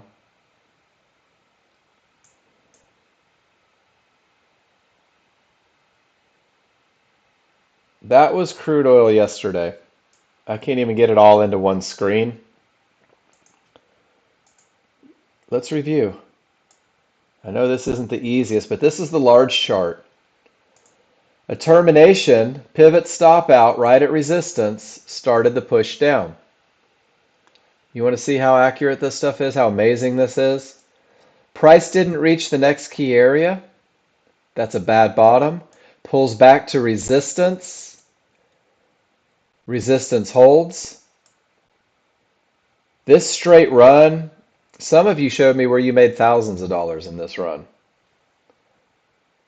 Support created a bounce. There's that fight. There's that 90%. That lower divergence, large triggers rolling, took you down to Fibonacci support. Even in reverse, it works. From Fibonacci support, you didn't go short anymore, thank goodness, because it pushed all the way back up, retested resistance that used to be support. Look at Fibonacci, guys. Gives a little dance, resistance, lower divergence, and that's what starts you pushing down again. Guys, this is a very broad stroke, and there were opportunities within there. But this is the power of Fibonacci. Areas break all the time.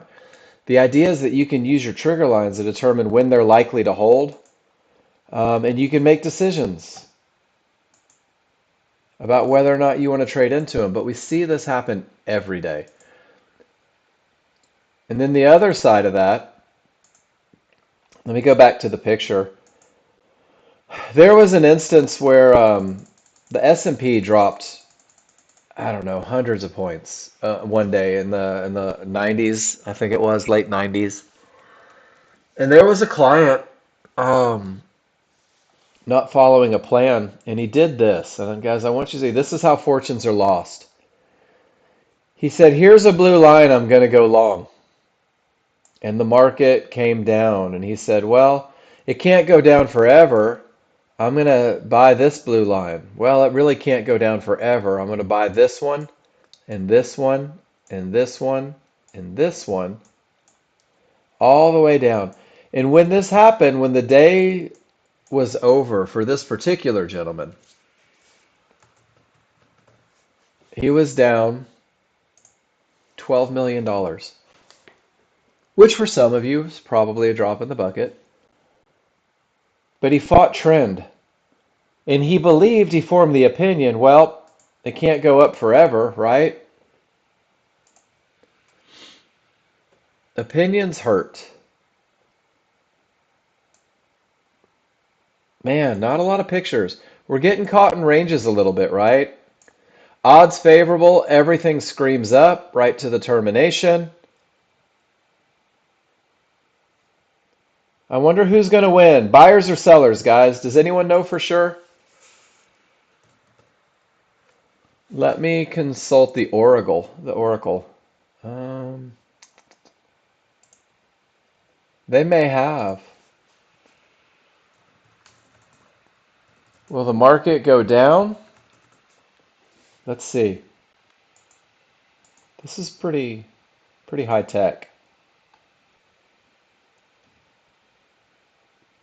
Don't count on it. I don't know if that's right or not. 4 pairs of prescription glasses? Why on earth would you need 4 pairs of prescription glasses? Thank you, Phil. Or if you'll just pick a position, we'll go the other one. I joke with my brother about that all the time. He's like, "I'm long." I'm like, "Cool, I'll go short to guarantee you win. We'll be good." Gary, 4 pairs of prescription glasses, $49.99. Last time I paid for prescription glasses, it cost me about $420 for the pair. So, all right. $30 is good. Is that VA stuff or is that clipping coupons? Healthcare is expensive. Thank goodness. My wife's in healthcare. All right, Shaq, let's see what you did, brother. Oh, right on. So, Shaq, everything says up, and you're like, let's go to the next one. I'm just curious. Do you have a mental stop where you're willing to exit if it changes? How big of a retracement? How much are you willing to give back? Because this one was $300 retracement, and you were cool. I love it though. 74.95 is your stop below the pivot. Brilliant. Absolutely brilliant. I'm not gonna lie, it's fun to watch, Shaq. It really is. It's fun to see you on day one taking advantage, right? Taking advantage of the pivots, following it up, saying, man, if it's gonna go, let it go. I know that there's some users in the past that when the market is trending strong, they'll force the large chart to give them a reversal bar to get them out, which means exactly where your stop is.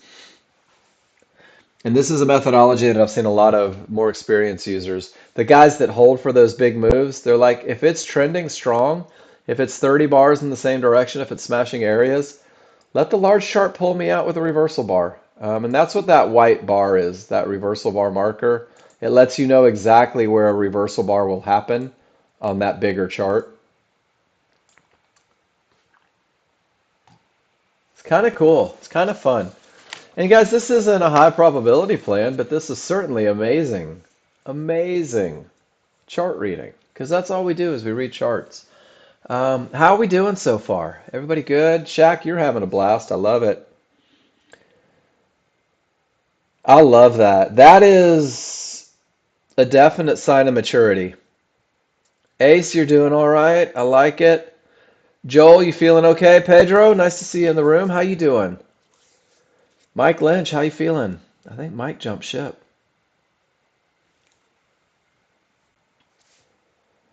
Dig it, guys. We're just Chart reading.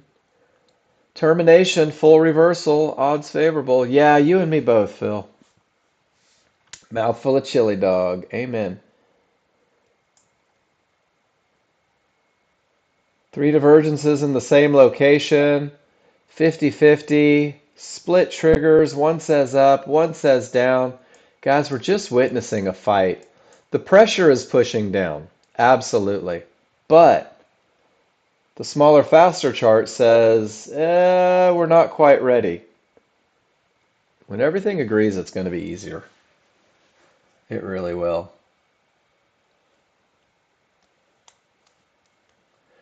Ron, true story. My wife went shopping last week and she bought four different cans of chili. And I was like, why on earth did you buy chili? You don't even like chili. She goes, I heard you say something about chili dogs and it sounded good. Apparently she walked by and heard it.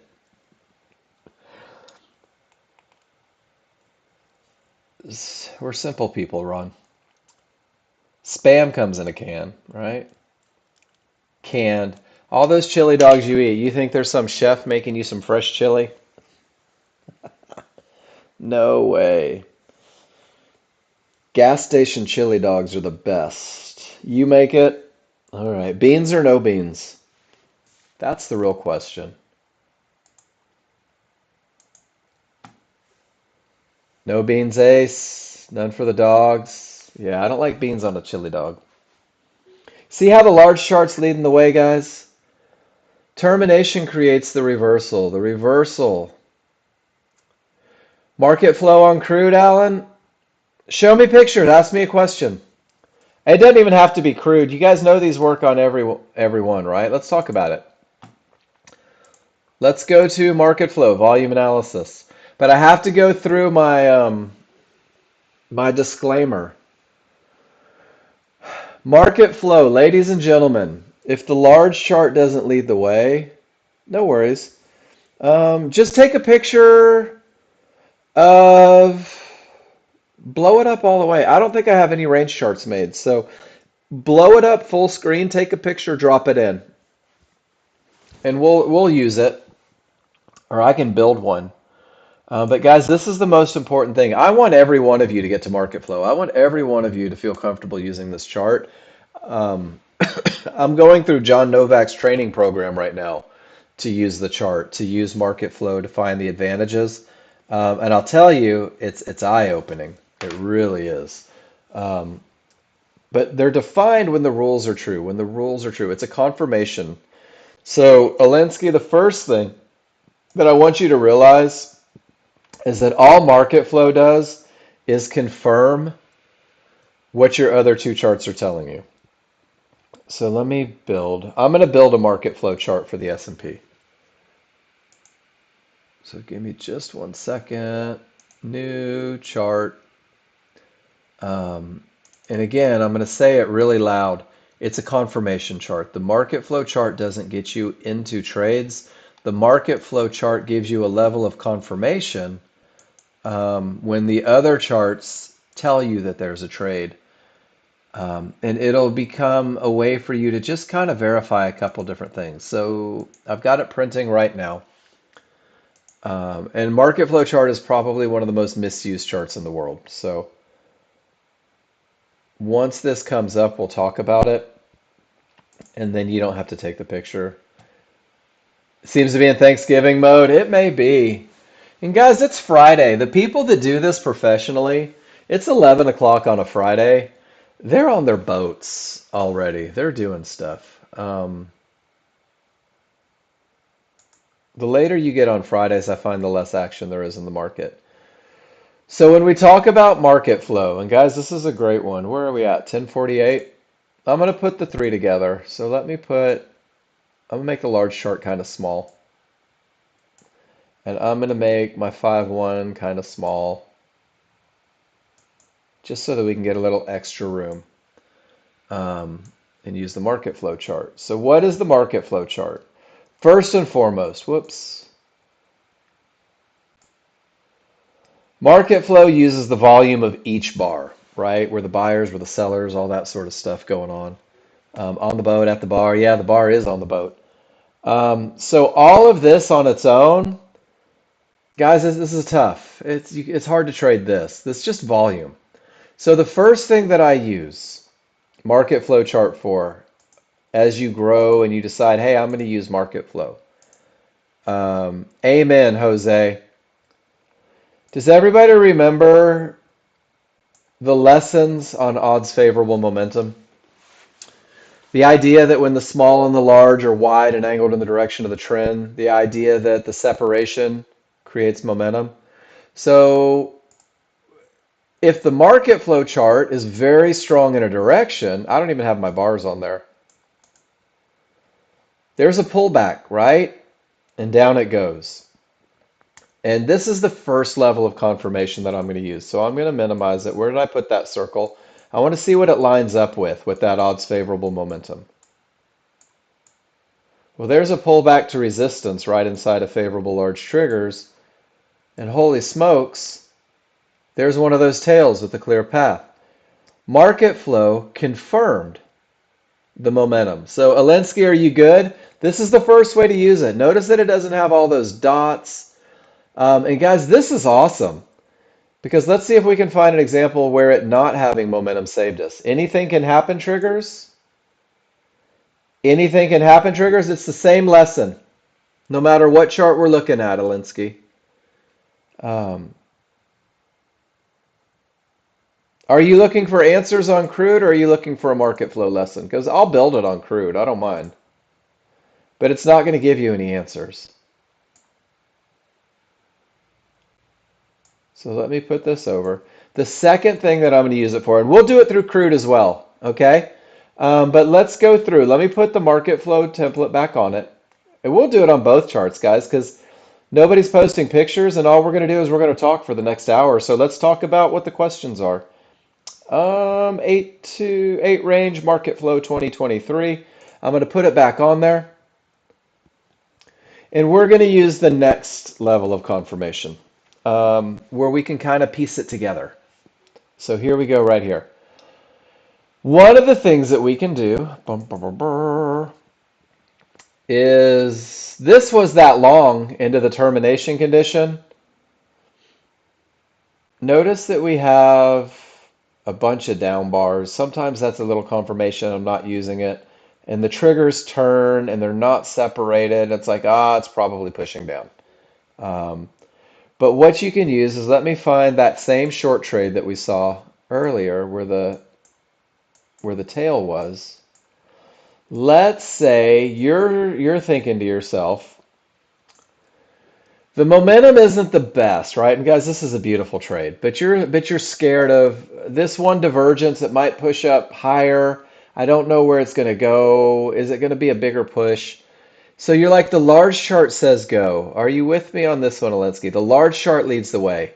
It says triggers are going, the path is clear, but it's not the best momentum look, and you get a little divergence, and you're like, is it going to be this fib or this midband or these fibs? I just don't know. One of the ways you can use market flow is you can wait for one of these market flow signals, a magenta arrow to the downside. When the rules are met, a magenta arrow to the downside gives you a little confirmation that it's time to go. If it were a long trade, let's see if we can find just visually.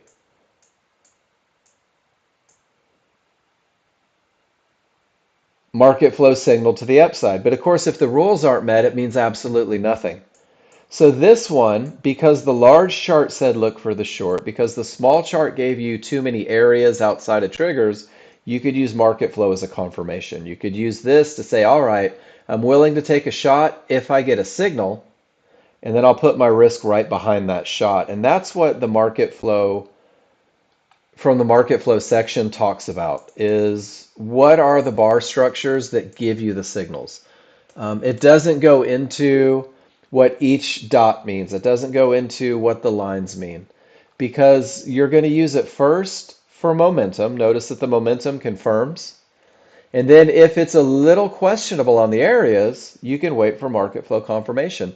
And if you never get market flow confirmation, let's go right just a little bit.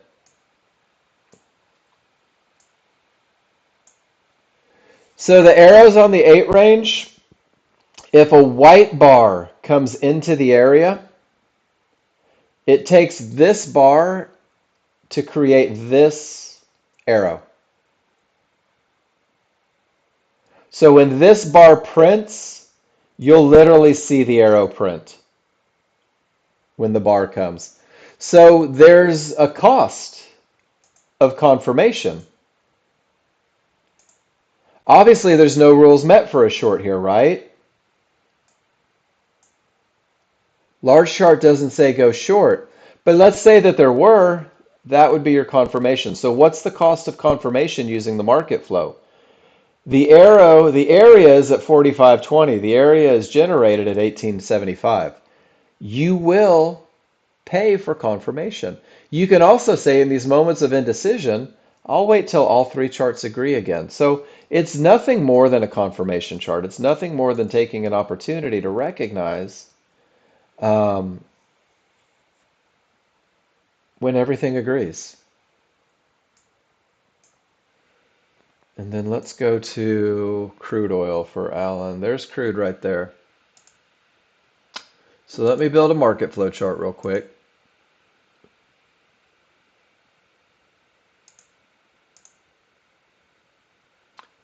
Make sure I do it on the right contract.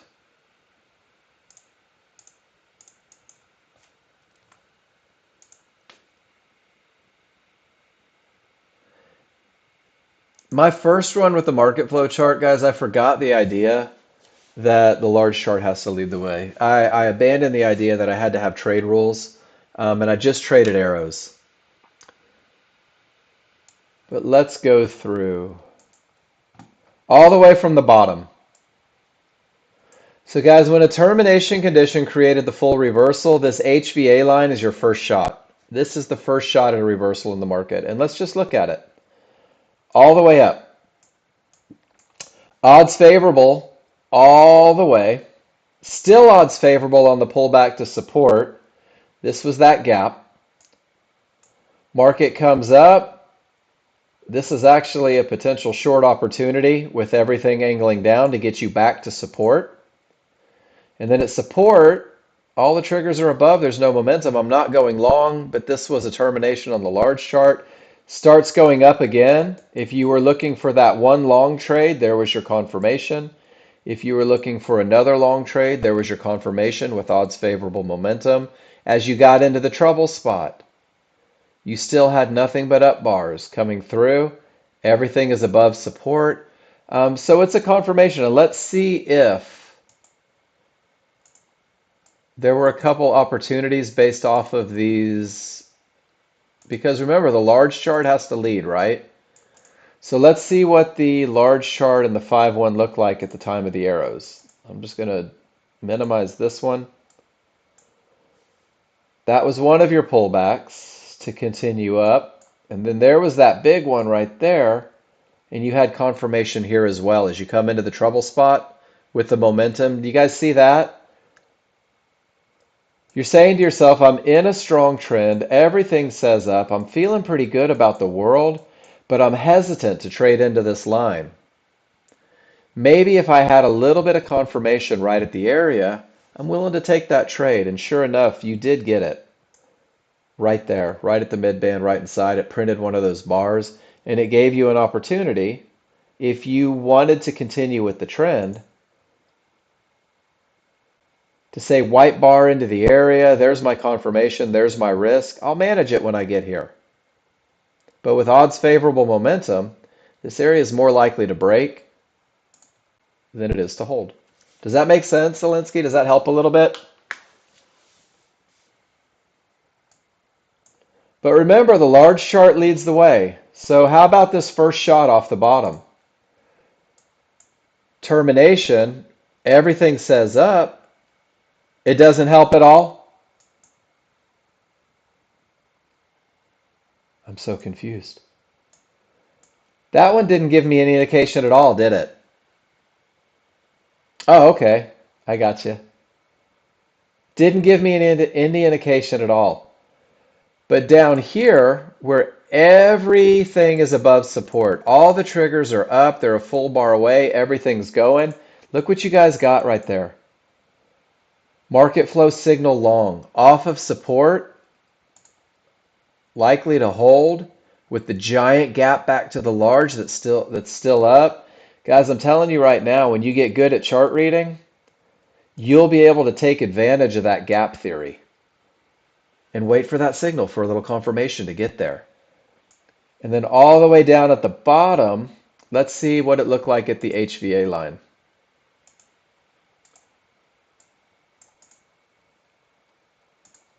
At the start of the move, when we're coming off the termination, when things are rolling,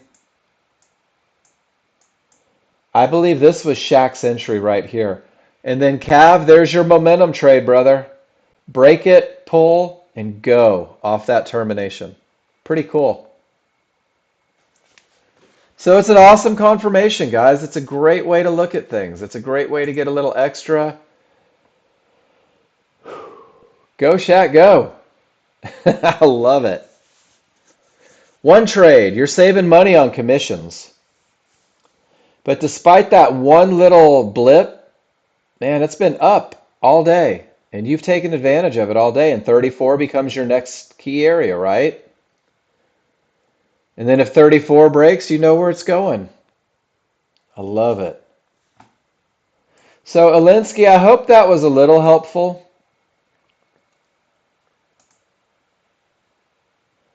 And then if we look at the current situation, what does market flow say about it? We're into a termination, but every trigger line is up, right? Not a short because everything says up. But if you're thinking of holding, trigger up, background's green, all triggers are up, all triggers are up. At least you can say everything still says up, right? And until something changes, maybe you start holding moves. And if nothing changes, well, then you didn't jump ship. And let's see what that looked like. This is kind of fun.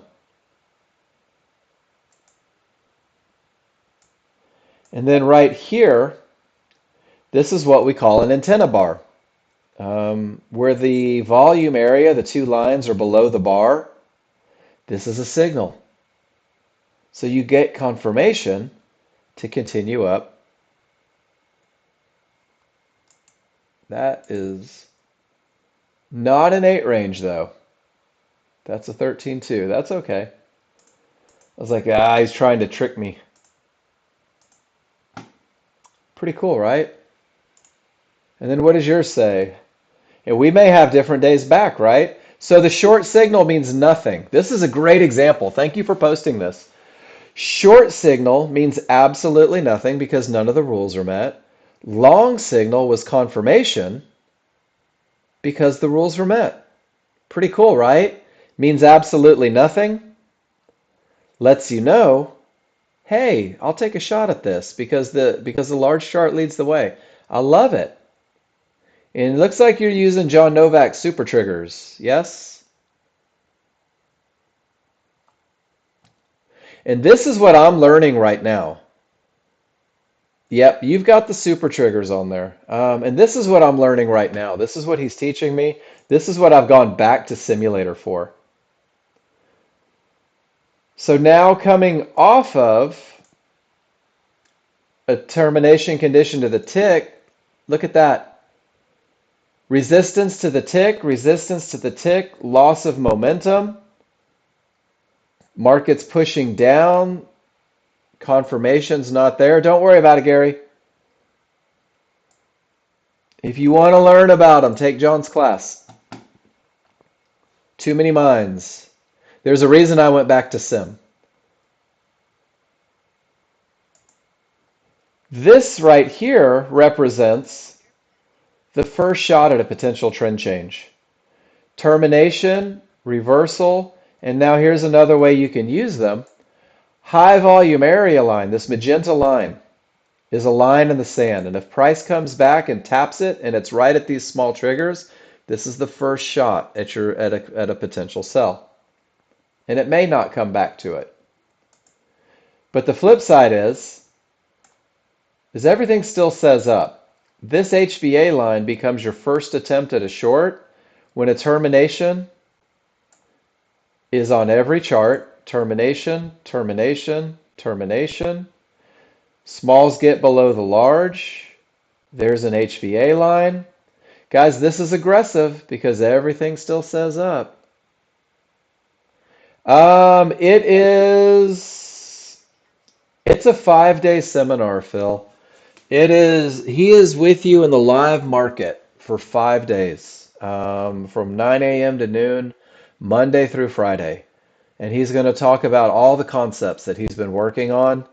Um, and of course, there is a price tag to it, but it's a seminar where there won't be more than 5 people in the room. It's as close to one-on-one attention as you can get. It talks about everything that he's studied for the last month and a half. And guys, I'll tell you right now, I fight my brother on everything because I like simplicity. Um, what he's been working on is nothing short of phenomenal, and I'm having such a good time doing it. But Jerry, I think most of them are full right now. Let me double check. Where did he put it? Just one second, and I bet I can find it.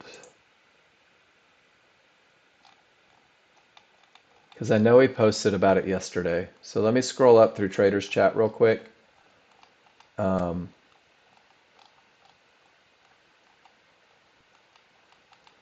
and this is where my savant brother begins to recognize patterns and using a couple different tools to get the most out of trades, which is pretty awesome.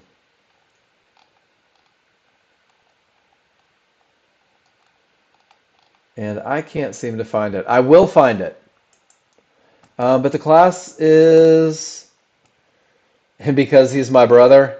Do you know how hard it is to learn from your own brother? Yeah, because I do. I fight him. I'll find it for you, Jerry. Hold on, just I will get it. Um, I just sent him a message that said, "Give me a link to your class." So hopefully we can get it real quick. Um, Whoops, that one won't do it for me. I'm getting closer. Sometimes I have to search, guys. So his first class starts on the week of the 27th. It looks like he has one slot available. The week of December 4th, I believe he still has a couple slots available. But if you reach out to John or your salesperson, he'll talk to you. But what he's doing is he's teaching using a little bit on a market flow chart and going through. And then Shaq, do you see how to the tick? Oh, thanks, Cam. To the tick, brother. And see how the smalls are starting to roll?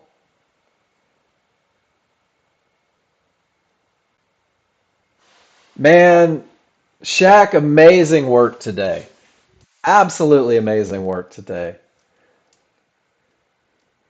You knew right where the market was likely to go, and that's a hell of a hold, brother. That's a hell of a hold. I mean, outstanding. And then, guys, there's John's personal training. You get to hang out with him, and it's going to talk about everything, guys, and then continuous support. It's pretty much having my brother as your personal coach for a week. And I can tell you, as someone who has their brother as a personal coach, Cav, outstanding. Triggers below the large, momentum, pull back right to the area, and didn't quite make it. You got in a little bit below. Beautiful. No, he hasn't.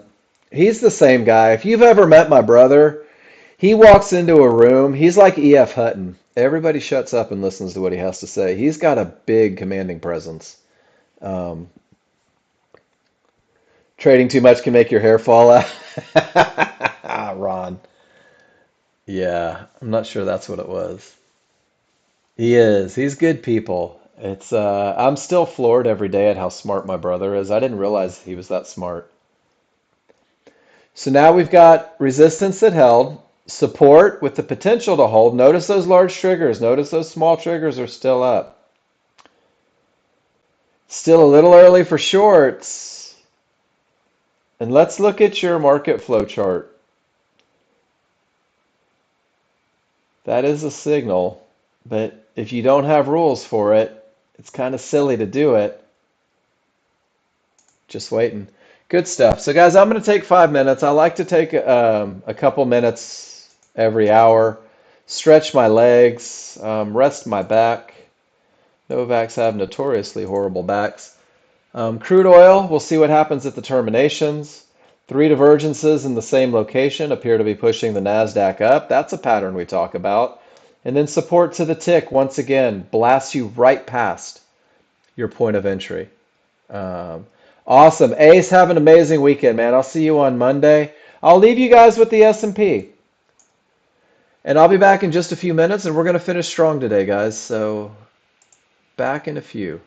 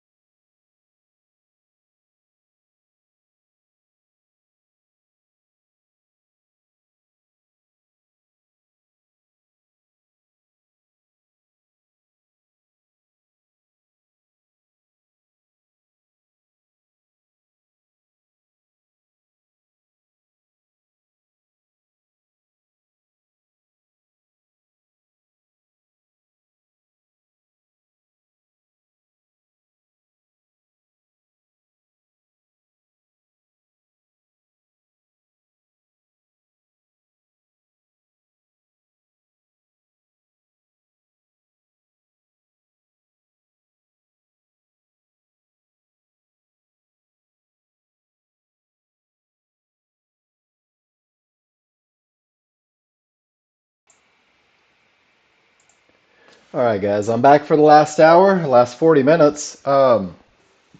Just fair warning, I'm going to incorporate a lot of microphone silence. So I'm going to rely on you guys to tell me what I'm talking about today. We're going to start with Cav's picture. Cav, when a termination creates a full reversal, even going into the termination condition with no divergence, willing to forfeit one advantage when other ones are there. Beautiful entry and out at the trouble spot. Dude, that's rock star, Cav. Nice job. Remember when I said we started the class, guys, and momentum leads the way. Momentum sets the tone. Momentum covers mistakes. Momentum breaks things. Cav, you could not have done that any better. Um, all that momentum. And yeah, there was a line, wasn't there? But there was no loss of momentum. There were super strong triggers, and you really had one spot where you were willing to let that market go from. I love this trade. That's an outstanding look.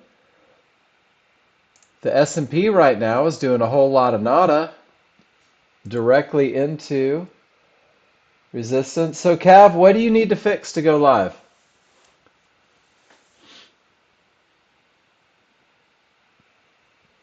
You ever ask yourself that? What do I need to go live? Hone your skills, right?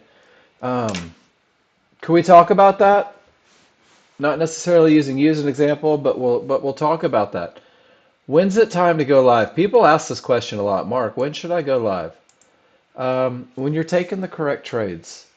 It says when you always take the correct trade. I would say when you're taking the correct trade 95% of the time, because you're going to make mistakes, guys. We all do. So, Cav, if you're rocking simulator and every day you're finding yourself making fewer mistakes, right? And every day you're like, all right, I'm winning. I'm doing great. Um, yeah, no, it's good to have you back. And I'm sorry that you lost a lot of money. But, and then what Tony just said, Apex is doing 90%. So, Cav, have you looked into the prop firms yet?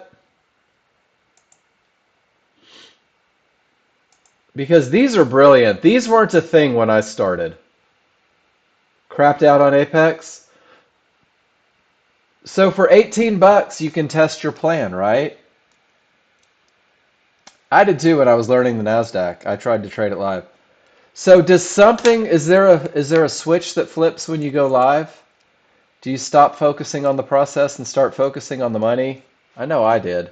First time I funded an account with Apex, I blew it out the next day. I don't know. Unless you're hiding stuff in the room, you're killing it, dude. You're solid. Your chart reading is outstanding. The off switch flips, yeah. I love it. And with a 90% sale, half price resets, it's like $18. So on the fifth or sixth day, dollars to donuts, you change your plan. Days 3 through 4 or 1 through 4, I would be willing to bet that you are focused and trading your plan, that you are just laser focused on statistical, on having an advantage. And by the fifth or sixth day, this is where we start to get flexible. We're like, man, I've done so great for 4 days. I'm going to take that trade I know I shouldn't take. And then you take it and you get pissed off. Well, I can't believe that didn't win. I'm going to take it again. And it doesn't work, right? 3 trades, they were good entries. It went the other way. Did you show me the pictures on all 3? And Gary's right. How about stop loss? Did I see the pictures? It's okay. You can still post them. Let's go pre-9 and see. Let's start at midnight. And let's see where the opportunities were. So this was a 50-50 right here. This is starting at midnight. This was 4 in the morning. Let's go back and look at it. This is the first opportunity that I see from the day change. Based on the basic high probability trend trade rules, right? It's a 50-50, the potential to break. It had divergence and didn't bounce from an area, so that's not one. Termination to the midband, gap theory, nothing to do there. Nothing to do there. All right, so we get to like 821. This is the next opportunity that fits the rules. What did it look like?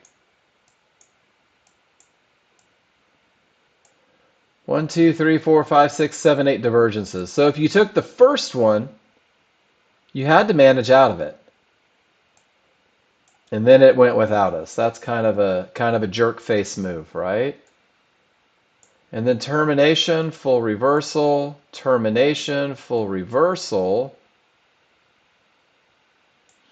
This is one of those no momentum, but we do have broken areas. I have a clear path, trail into momentum. That one might have stopped you out because it bounced outside of the window of opportunity. Termination condition, clear path, not as much momentum, and that's the one that got us up there. So not tons of easy opportunities. Um, not tons of easy opportunities in crude oil today. Been a lot of straight line movement. There's been stuff a little more advanced. Um, but guys, each and every one of you is cordially invited. If you trade pre-market, if you trade after class, if you trade market replay, bring them to the room. I'd love to talk about them, especially if they're not winners, because a lot of times we can figure out what went wrong or what advantage was missing, and sometimes just hearing it. So for me, this was my nemesis in the beginning. It was trading in determination conditions, and it took me a long time to get through that, right? And then I think this is the one that you took right to the mid band, and then divergences start to give us a little challenge. Split triggers, not sure where it's going to go, but the momentum is strong. This is the NASDAQ, and NASDAQ is a different animal. And then the S&P is just caught in some ugly. I don't need that market flow chart anymore. But the S&P is coming from a termination that's trying to create a reversal, but it hasn't yet. This is a big patience piece, guys.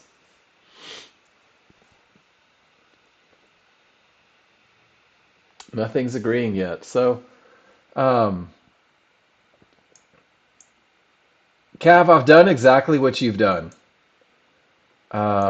When I first started trying these Apex accounts, and I think back then it was Top Step forever ago, is I would make it 4 or 5 days, and then I would blow out in a day. Because I would revenge trade, I would get angry. I would try to make the money instead of following the process. And I'm not saying that this is what you're doing, guys. Anytime I share a story, it's not accusational. It's just me giving you my 2 cents. Everybody follows a plan on simulator because there's no repercussions. And there's nothing wrong with following a plan for 30 days on simulator, right? So I'm learning John Novak's new training seminar right now. I've committed 30 days to simulator. My life won't change if I don't have trading income for 30 days, but my life may change dramatically if I give the process the effort that it deserves, to learn it the way it needs to be learned, to not focus on my own personal income, but to focus more on the trades that will provide it in the future. And that's what simulator's for, guys. Get to where you're really comfortable. Get to where you're winning more than you lose. Get to where you're taking your trades, and then go to Apex. And if there's a chink in the armor, right? If there's a weak spot somewhere in there, you're going to identify it in a safe environment rather than blowing out, because I'm one of those people that blew out their real money the first time they did it. Apex wasn't a thing. And if you blow out Apex, it's easy to reset. That's what they count on, right? They count on you resetting 100 times because it's only $18, and at the end of the month they have $1,000 of your money, which is amazing because it's a great opportunity. But if you find yourself breaking your rules once you go live, go back to sim for a couple days. Go back to sim after each losing trade. There's a great book that John gave me, Emotion-Free Trading. Let me put it in the room for you. Yeah, Cav, but here's the deal. If they have 90 days where you can control 50 grand for $18 and you blow it out, cancel it and buy another one for 18. That's what becomes problematic, is that's real easy to do. Um, Gary taught me that one. So you pay $18 to control, right, Cav? The 50,000. I'm using 50,000 example. So with 90% off, I pay $18 to control it. I blow out. I have two options. I can reset it for $41, right? Or I can cancel it and buy a new account for 18.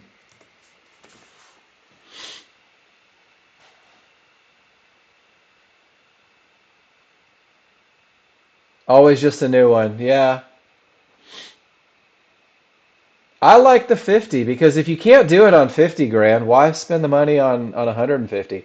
And there's people who are like, oh, I've got 17 Apex $50,000 accounts and they blow out 17 Apex with their trade multiplier. I'm like, why? Just do one and stick to your plan. And never reset an Apex account trade on Sim. Wait for the sale. Yeah. So there's always sales, but for 18 bucks you can control it. And then when you pass it, it's 140 to make it live, and then if you blow it, then you just start over. But I think that it teaches you a lot about where you are mentally in your trading. I think it gives you an awful lot of where you're at regarding the pressures of live and whether you're focused on the money or whether you're focused on the process. And that's one of the biggest detrimental factors of the human brain is I'm not thinking this is a term, this is a term, this is a term, this isn't strong triggers. My brain says, yeah, but if it goes to 45.26 mark, look at all the money you'll make, right? But the process says don't go long yet. There's money to be made before 9 a.m., Cav. If you trade pre-market, bring it to the room. Show it to me. Gary does a great job of that. Gary will trade pre-market. He wakes up early, has some deep dish pizza up there in Chicago, maybe some bratwurst or something. And he's like, "Hey, guess what? It's only 8:32, but this just happened in the market. Let me show you what I did." And we'll still talk about it. And Bobby typically hits his goal by open. Most days, if the market's moving well and I wake up early enough, yeah, I've reached my goal before I ever start teaching this class. I think yesterday I was up 8 or 900 before I came into the class. So um, pre-market's great, but if it's slow, don't fabricate, right? If it's not giving you what you need, don't create something. Be very committed to what you're looking for, right? Be very committed to what it's going to take to get you into the market. Um, and again, I like reading. This is an outstanding read, guys. Emotion-Free Trading is an outstanding read. Seven Habits of Highly Successful Traders is an outstanding read. Both of these are amazing to help you get your mind right as you go into that live environment. Um, and then understanding when you're maturing as a trader. I love sharing this because I think it's so true and we all identify with it. Managing your risk before reward. That's what Nexgen does for you is it lets you focus on advantages, statistical advantages. It tells you where to get into the market. It gives you the opportunity to minimize your risk dramatically before you ever enter a trade. Um, And then when you're relaxed, if you're still wound up, sweaty palms, adjusting screens, getting into trades, then you're not as comfortable as you think you are, and that's okay. Everybody gets there at a different time. You're not forcing or chasing. You realize that you don't have to be in the market every moment of the day. It's not your adrenaline fix. It's not your entertainment. This is your job, right? And you want to be great at your job. But this is the key right here. And this is the hardest thing for most people is can you follow your plan? Do you have a plan? Do you have a written plan? If then, if this happens, then I do this, right? If my rules are met, if I have three simple advantages on two charts, you certainly can. So you would just go to Apex and you would log in and it would show you your dashboard and then you would just cancel. Cancel account, remove it from the Rhythmic dashboard and then open another. But even if you don't cancel it before, it's still fine. You can't trade it. It'll give you the new one.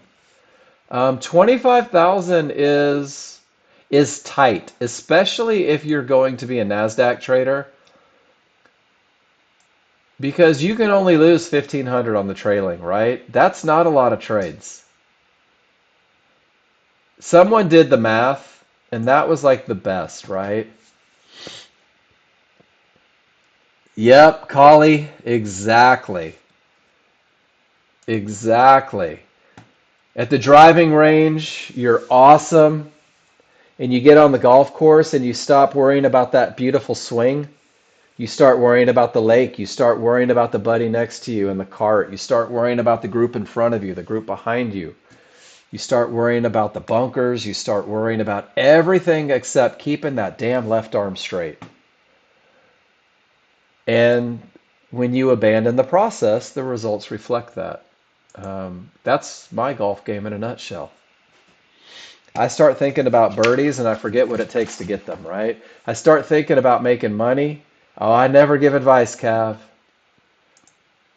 We just talk. And it's the same as trading. There's a lot of parallels between golf and trading. Um, no matter how great this bottom is, it's still a termination condition, right? No matter how great the momentum is, it's still a termination condition. What you do when there's nothing to do will define how successful you are as a trader. Man, Ron, you and me both. If I could just get to the level of suck, I'd be pretty good. I haven't, Phil, but you know I'm going to now. Let me write that down.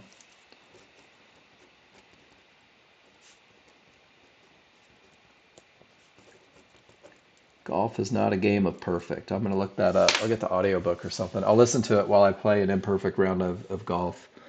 So, guys, if you succumb to human emotions, it's okay. Be human, right? Bob Rotella, thank you. And I have to watch Killer this weekend too on Netflix. I've got that written down too.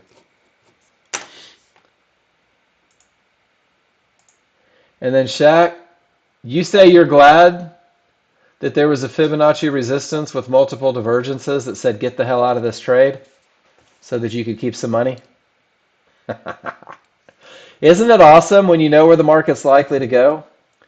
And then you have the fortitude to hold it to get there. That's what's amazing. Um, you have to be willing to suck on the way to getting good. Guys, there's a million things. I used to road race motorcycles with guys. They used to say, how do you know where your limits are if you don't go screaming past them every now and then? How do you know where your weak points are if you're not putting yourself out there and getting a little coaching to get it? And that's one of the reasons that this class I think is so amazing, and not because it's my class. It has nothing to do with me, guys. It has to do with the fact that I'm good at reading charts, and I'm really good at reading your charts. I'm really good at looking at what you show me. The market's not moving. You've taken your pictures. I can look at it. I can understand it. I'm telling you right now, 90% of you in this room, if I handed you the microphone, right? If I handed you the microphone and I said, hey, do me a favor, tell me what you see in this picture right here. Not even a trade. Tell me what you see. I think every one of you in this room could say, well, that's a termination condition, and these are crap triggers, and these are horrible divergences, and that's flat and lifeless, and we're coming off a support, but this is a downtrend, and every one of you could do that, right? Is there anybody that couldn't give me that information that's been in my class for more than a week? That's the first step, guys, is just learn how to read it. And then you learn how to read it and you say, okay, so let's talk about the rules. If I don't have momentum, rule number one isn't met. And if I don't have a clear path, rule number two isn't met. And if my large and synthetic aren't right on top of each other in the same direction, I don't have favorable large triggers or areas within, there's not a damn thing for me to do. That's the hardest thing, doing nothing when there's nothing to do. Because we start to say, but the triggers are above the line, it should go up. But there were two divergences. If this becomes a third, I should go down. The trend is down, I should go short, but my triggers are up, I should go long. You've got to work through the indecision, right? You got to know what you did, right or wrong. And amen, Joel, you can't take that checklist and phone it in. You've got to actually analyze and make sure that your yeses are true yeses. But if you win and the rules are wrong, you create this short-term victory, but typically a long-term failure, right? Because luck runs out. How are you going to know the difference as a brand new user? I don't expect you to know the difference because you're brand new. Don't put the pressure on yourself to know stuff that you just are brand new to, right? I'm going to give you feedback. 15 hours live every week. 15 hours. All you have to do is drop a picture in the room and we'll talk about it. And I've done it for pretty much everybody in this room, and I think a lot of you have gotten better through it, I hope. I'm here to help, guys. Sometimes John Novak pops in. He's here to help. And if you participate in the classroom, and there's no live markets, anything like that, what's it mean, Phil?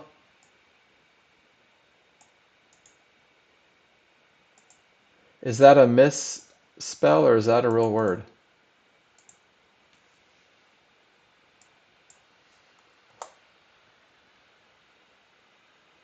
Oh, it is. A victory that inflicts such a devastating toll on the victor that it is tantamount to defeat. I like that. That's what getting lucky is, isn't it? That's what taking a trade with no advantages and the market paying you. Oh, I'm going to use that word. Confuse everybody. That's what it is. Because the toll of being lucky creates a willingness to trade without advantages, I think. And guys, just get a little feedback. It's the magic of what we do. It really is. It's pretty easy. And then for you guys that want to know what to, yeah. When you start off, it looks like fun. And then you realize you have to learn. And then you don't have any idea and you keep doing it, right? You keep trying, you keep trying. You kind of learn a bunch of half-truths. You don't put into it what you really want to get out of it. And that's where we go live too soon. This is where I went live too soon. This is where I lost 5 grand. John wrote that because that was me. True story. I lost 5 grand, and guys, I was so dejected. I hadn't written a plan. I didn't take any pictures. I'd never participated in class. I just felt entitled to win because I had software. And it knocks you down to the I don't know stuff stage. We all know what the asterisks mean. And this is where you make a decision. As a day trader, this is where you make a decision to follow your rules, or this is where you make a decision to just go away. And I want you all to just follow rules because the rules work. And once you put yourself in that student role, you start this climb, right? Where it makes sense. Did I do that? I did it. But it's what you do at this point right here that's going to pay dividends. And the easiest thing to do is follow the simple plan. Post in the room, use your spreadsheet, ask for help. Tiger Woods had a coach. Michael Jordan had a coach. LeBron James had a coach, right? Jose Altuve has a coach. Yep, it's true, Shaq. It is so true. 90% of the day is spent doing nothing. 10% is grabbing those advantages and turning them into a trade. So termination will always be a termination. Most of you had no opportunity in here. A lot of you, as you grow with the software, that's a beautiful long trade when everything goes green above support to get to the next area. I don't teach this trade. This is a trade that you have to learn. But doesn't it feel good to take profits when there's indecision? And then when everything agrees again, that's it. 90% of Shaq's day is waiting for his profits to be hit. What a great problem to have. Termination for the win over here. Large charts winning on the NASDAQ. Look at all that nonsense. And still nothing to do on the S&P. Guys, we're going into the weekend. We're coming up. Is next week Thanksgiving? Next week is Thanksgiving, isn't it? So we're going to come into holiday trading. It's going to slow down a little bit. That's okay. What a great opportunity to go hang out with people that you love. What a great opportunity to go swing the clubs a little. To it's deer season if you're a hunter, whatever makes you happy, guys, do it. It's okay to take a break now and then. But I will be here all next week except for Thanksgiving Day, I believe. Maybe not Black Friday. I'm not sure yet. I'll ask John. But I do this every day. So every day you walk in, we're going to talk about advantages. Every day you walk in, we're going to talk about rules. We're going to talk about what they look like. You're going to post, and we're going to do it. Cav, take care. I mean, we're still 20 minutes early. We can talk about stuff if you want.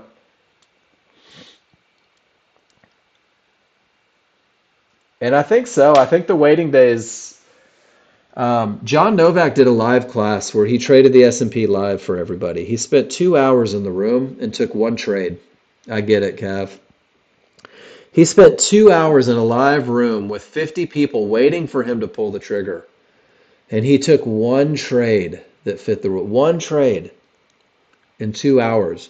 And I had people messaging me saying, oh my gosh, John Novak, who's the best chart reader I've ever met in my life, took one trade. And it was so profound for so many people um, to be able to see somebody do absolutely nothing because there was nothing to do. It's pretty cool. Guys, is there anything else you want to talk about? We can shut it down a few minutes early. I know that the market's not giving you anything. I know that you're all brilliant. You probably want to go do something. Enjoy your weekend. Trading on the news today. I don't trade news, Shaq. Um, I absolutely, positively, without question, do not trade news. News every day. So this is, and it's interesting. This is the one day that I didn't do this in the morning. So every day, Shaq, I start my day. Go into forexfactory.com with calendar. And what I'm looking for is high impact, these red boxes, or medium impact, these orange boxes. And this is pretty much my rule of thumb, and everybody has their own thing.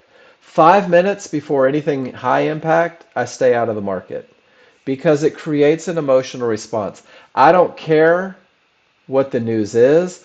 I don't care what the results are. I couldn't care less what's being said or who's saying it. But what I do know because of the red box is that the market can jump, bump, spike, bounce. It can reverse without warning or simply move so fast that I can't do my analysis. And this is where people get slipped hundreds of dollars, is during these reactions, right? And then medium impacts, same things. I like to stay out.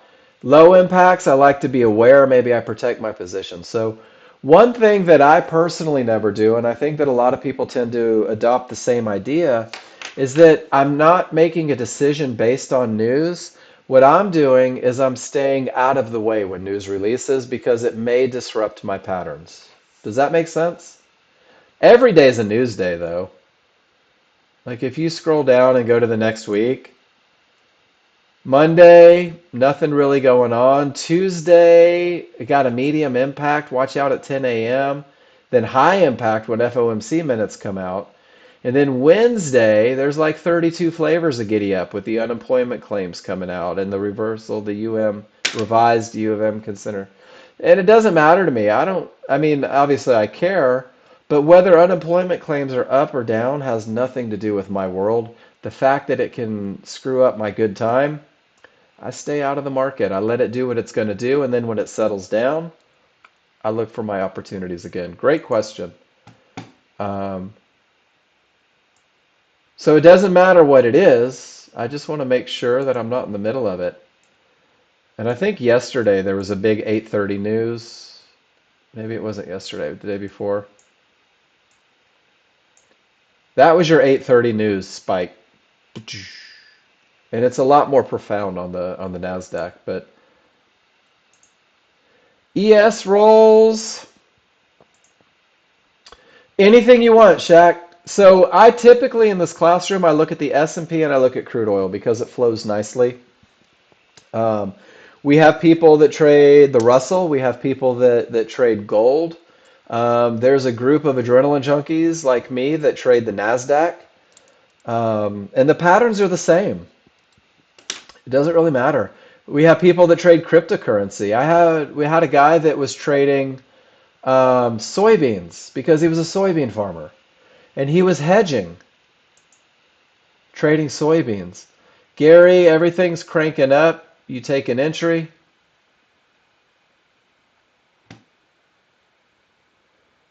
Little confirmation.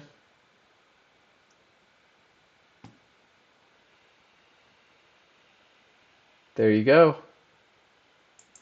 All charts agree. Debbie, ES rolls. I'm gonna do the same thing that you would do. Whoops. When to? When do ES futures roll? Let's see if there's the CME.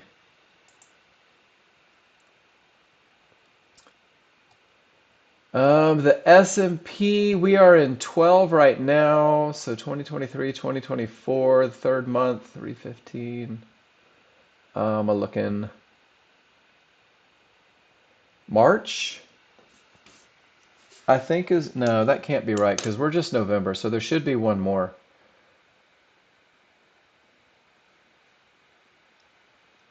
I suck at reading these things. Why can't they just make it easy?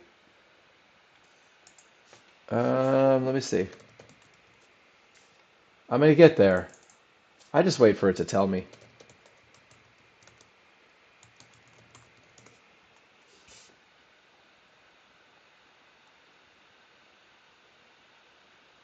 I'm gonna look for their trading calendar. Here we go. It's hard for me. It really is. Ah,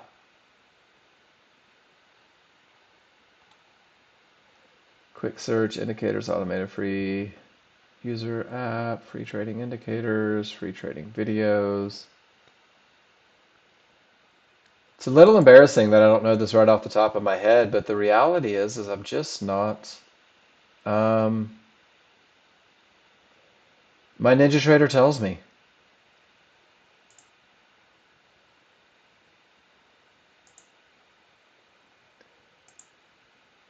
There we go. So exchange will go New York, group will go E-mini. Let's search. Nope, clear.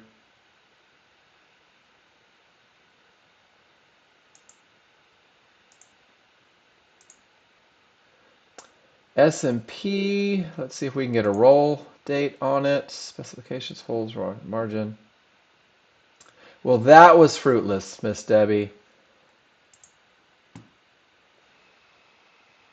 So let's see if we get from here, and this really is a little embarrassing for me. But it's one of those things that I don't feel like I need to know. So we're still 1223. The next one will be 124. And it should roll every 3 months. I don't remember when we made the roll to the S&P. So I'm not sure, to be honest with you. How's that for a horrible answer? I'm so sorry. Third Friday of the expiration month.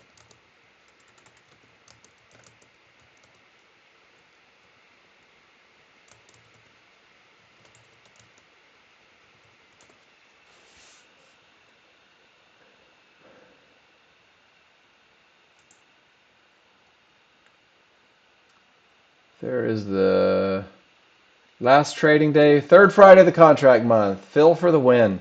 There you go. So the third Friday of the contract month will be in December, sometime around the 21st-ish. Today, Ron? But it expires in December, right? Oh, so there you go. Yeah, and that's the thing is NinjaTrader 8 will tell you when the volume rolls. Or honestly, a lot of you guys are better at this, but the volume can leave sooner. So you get the roll date and then you do the analyzer, or the volume stays heavy on the one that is like, so for crude oil, the day before 12:13. Thanks, Ron. The day before crude oil rolls, the old contract typically has the most. The day that it rolls, it's almost split, and it's really hard to trade. And then the day after, um, the volume typically goes on the new contract. So that's kind of how it works. Terms for the win. Terms for the win. Wonder how many times you have to see it until you believe it. I'm not sure. Guys, that's it for me. Debbie, thank you for the stumping question. There we go. Yeah, nap sounds good. Paul's like, you're not going anywhere, Novak. I'm going to take a short. 50-50. One area not broken, two areas not broken, three areas not broken from a bad top, two divergences. Paul says, I'll still take it, but I'm taking it from that highest point that's not broken. Right on. Notice that market flow confirms the momentum. I will be wishing you all the best of luck on that one. And guys, I'm going to call it a day. I hope you had a wonderful week. I hope you learned something this week. I hope that if it was a little unclear, it's a bit more clear. I hope that you're going to participate. I don't know. I might have to go to the driving range, work on my process a little bit, see what I can get done. I was at Top Golf last night, saw Jordan Spieth, is that his name? Yep, good stuff. He's inspired me. He's like, hey, Mark, can I have lessons? And I was like, I don't know, dude, just go do your thing. Process is pretty good. Guys, have an awesome, awesome. Hey, Shaq, thank you for being here, man. I'll see you Monday. Glad to have you with us. And guys, go enjoy your weekend. Go take a walk. Do something. Sit on the beach and eat a chili dog, whatever makes you happy. And I will be back.